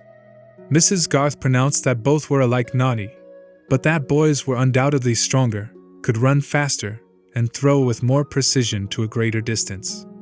With this oracular sentence Ben was well satisfied, not minding the naughtiness, but Letty took it ill, her feeling of superiority being stronger than her muscles. Fred never became rich. His hopefulness had not led him to expect that, but he gradually saved enough to become owner of the stock and furniture at Stone Court, and the work which Mr. Garth put into his hands carried him in plenty through those bad times which are always present with farmers. Mary, in her matronly days, became as solid in figure as her mother, but unlike her, gave the boys little formal teaching, so that Mrs. Garth was alarmed lest they should never be well grounded in grammar and geography. Nevertheless, they were found quite forward enough when they went to school, perhaps because they had liked nothing so well as being with their mother. When Fred was riding home on winter evenings, he had a pleasant vision beforehand of the bright hearth in the wainscoted parlor, and was sorry for other men who could not have Mary for their wife, especially for Mr. Fairbrother. "He was 10 times worthier of you than I was," Fred could now say to her, magnanimously. "To be sure he was," Mary answered, "and for that reason he could do better without me. But you, I shudder to think what you would have been, a curate in debt for horse hire and cambric pocket handkerchiefs." On inquiry it might possibly be found that Fred and Mary still inhabit Stone Court, that the creeping plants still cast the foam of their blossoms over the fine stone wall into the field where the walnut trees stand in stately row, and that on sunny days the 2 lovers who were first engaged with the umbrella ring may be seen in white-haired placidity at the open window from which Mary Garth, in the days of old Peter Featherstone, had often been ordered to look out for Mr. Lydgate. Lydgate's hair never became white. He died when he was only 50, leaving his wife and children provided for by a heavy insurance on his life. He had gained an excellent practice, alternating, according to the season, between London and a continental bathing place, having written a treatise on gout, a disease which has a good deal of wealth on its side. His skill was relied on by many paying patients, but he always regarded himself as a failure. He had not done what he once meant to do. His acquaintances thought him enviable to have so charming a wife, and nothing happened to shake their opinion. Rosamond never committed a second compromising indiscretion. She simply continued to be mild in her temper, inflexible in her judgment, disposed to admonish her husband, and able to frustrate him by stratagem. As the years went on he opposed her less and less, once Rosamond concluded that he had learned the value of her opinion. On the other hand, she had a more thorough conviction of his talents now that he gained a good income, and instead of the threatened cage in Bride Street provided one all flowers and gilding, fit for the bird of paradise that she resembled. In brief, Lydgate was what is called a successful man. But he died prematurely of diphtheria, and Rosamond afterwards married an elderly and wealthy physician, who took kindly to her 4 children. She made a very pretty show with her daughters, driving out in her carriage, and often spoke of her happiness as a reward. She did not say for what, but probably she meant that it was a reward for her patience with Tertius, whose temper never became faultless, and to the last occasionally let slip a bitter speech which was more memorable than the signs he made of his repentance. He once called her his basil plant, and when she asked for an explanation, said that basil was a plant which had flourished wonderfully on a murdered man's brains. Rosamond had a placid but strong answer to such speeches. Why then had he chosen her? It was a pity he had not had Mrs. Ladislaw, whom he was always praising and placing above her. And thus the conversation ended with the advantage on Rosamond's side. But it would be unjust not to tell that she never uttered a word in depreciation of Dorothea, keeping in religious remembrance the generosity which had come to her aid in the sharpest crisis of her life. Dorothea herself had no dreams of being praised above other women, feeling that there was always something better which she might have done, if she had only been better and known better. Still, she never repented that she had given up position and fortune to marry Will Ladislaw, and he would have held it the greatest shame as well as sorrow to him if she had repented. They were bound to each other by a love stronger than any impulses which could have marred it. No life would have been possible to Dorothea which was not filled with emotion, and she had now a life filled also with a beneficent activity which she had not the doubtful pains of discovering and marking out for herself. Will became an ardent public man, working well in those times when reforms were begun with a young hopefulness of immediate good which has been much checked in our days, and getting at last returned to Parliament by a constituency who paid his expenses. Dorothea could have liked nothing better, since wrongs existed, than that her husband should be in the thick of a struggle against them, and that she should give him wifely help. Many who knew her thought it a pity that so substantive and rare a creature should have been absorbed into the life of another, and be only known in a certain circle as a wife and mother. But no one stated exactly what else that was in her power she ought rather to have done, not even Sir James Chetham, who went no further than the negative prescription that she ought not to have married Will Ladislaw. But this opinion of his did not cause a lasting alienation, and the way in which the family was made whole again was characteristic of all concerned. Mr. Brooke could not resist the pleasure of corresponding with Will and Dorothea, and one morning when his pen had been remarkably fluent on the prospects of municipal reform, it ran off into an invitation to the Grange, which, once written, could not be done away with at less cost than the sacrifice, hardly to be conceived, of the whole valuable letter. During the months of this correspondence Mr. Brooke had continually, in his talk with Sir James Chetham, been presupposing or hinting that the intention of cutting off the entail was still maintained, and the day on which his pen gave the daring invitation, he went to Freshitt expressly to intimate that he had a stronger sense than ever of the reasons for taking that energetic step as a precaution against any mixture of low blood in the air of the Brookes. But that morning something exciting had happened at the Hall. A letter had come to Celia which made her cry silently as she read it, and when Sir James, unused to see her in tears, asked anxiously what was the matter, she burst out in a wail such as he had never heard from her before. "Dorothea has a little boy, and you will not let me go and see her, and I am sure she wants to see me, and she will not know what to do with the baby, she will do wrong things with it, and they thought she would die. It is very dreadful. Suppose it had been me and little Arthur, and Dodo had been hindered from coming to see me. I wish you would be less unkind, James." "Good heavens, Celia," said Sir James, much wrought upon, "what do you wish? I will do anything you like. I will take you to town tomorrow if you wish it." And Celia did wish it. It was after this that Mr. Brooke came, and meeting the baronet in the grounds, began to chat with him in ignorance of the news, which Sir James for some reason did not care to tell him immediately. But when the entail was touched on in the usual way, he said, "My dear sir, It is not for me to dictate to you, but for my part one would let that alone. I would let things remain as they are." Mr. Brooke felt so much surprised that he did not at once find out how much he was relieved by the sense that he was not expected to do anything in particular. Such being the bent of Celia's heart, it was inevitable that Sir James should consent to a reconciliation with Dorothea and her husband. Where women love each other, men learn to smother their mutual dislike. Sir James never liked Ladislaw, and will always prefer to have Sir James's company mixed with another kind. They were on a footing of reciprocal tolerance which was made quite easy only when Dorothea and Celia were present. It became an understood thing that Mr. and Mrs. Ladislaw should pay at least 2 visits during the year to the Grange, and there came gradually a small row of cousins at Freshett who enjoyed playing with the 2 cousins visiting Tipton as much as if the blood of these cousins had been less dubiously mixed. Mr. Brooke lived to a good old age, and his estate was inherited by Dorothea's son, who might have represented Middlemarch, but declined, thinking that his opinions had less chance of being stifled if he remained out of doors. Sir James never ceased to regard Dorothea's second marriage as a mistake, and indeed this remained the tradition concerning it in Middlemarch, where she was spoken of to a younger generation as a fine girl who married a sickly clergyman, old enough to be her father, and in little more than a year after his death gave up her estate to marry his cousin, young enough to have been his son, with no property, and not well born. Those who had not seen anything of Dorothea usually observed that she could not have been a nice woman, else she would not have married either the one or the other. Certainly those determining acts of her life were not ideally beautiful.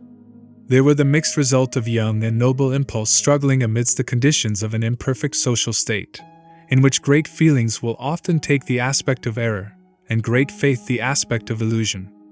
For there is no creature whose inward being is so strong that it is not greatly determined by what lies outside it. A new Teresa will hardly have the opportunity of reforming a conventual life, any more than a new Antigone will spend her heroic piety in daring all for the sake of a brother's burial. The medium in which their ardent deeds took shape is forever gone. But we insignificant people with our daily words and acts are preparing the lives of many Dorotheas, some of which may present a far sadder sacrifice than that of the Dorothea whose story we know. Her finely touched spirit had still its fine issues, though they were not widely visible. Her full nature, like that river of which Cyrus broke the strength, spent itself in channels which had no great name on the earth.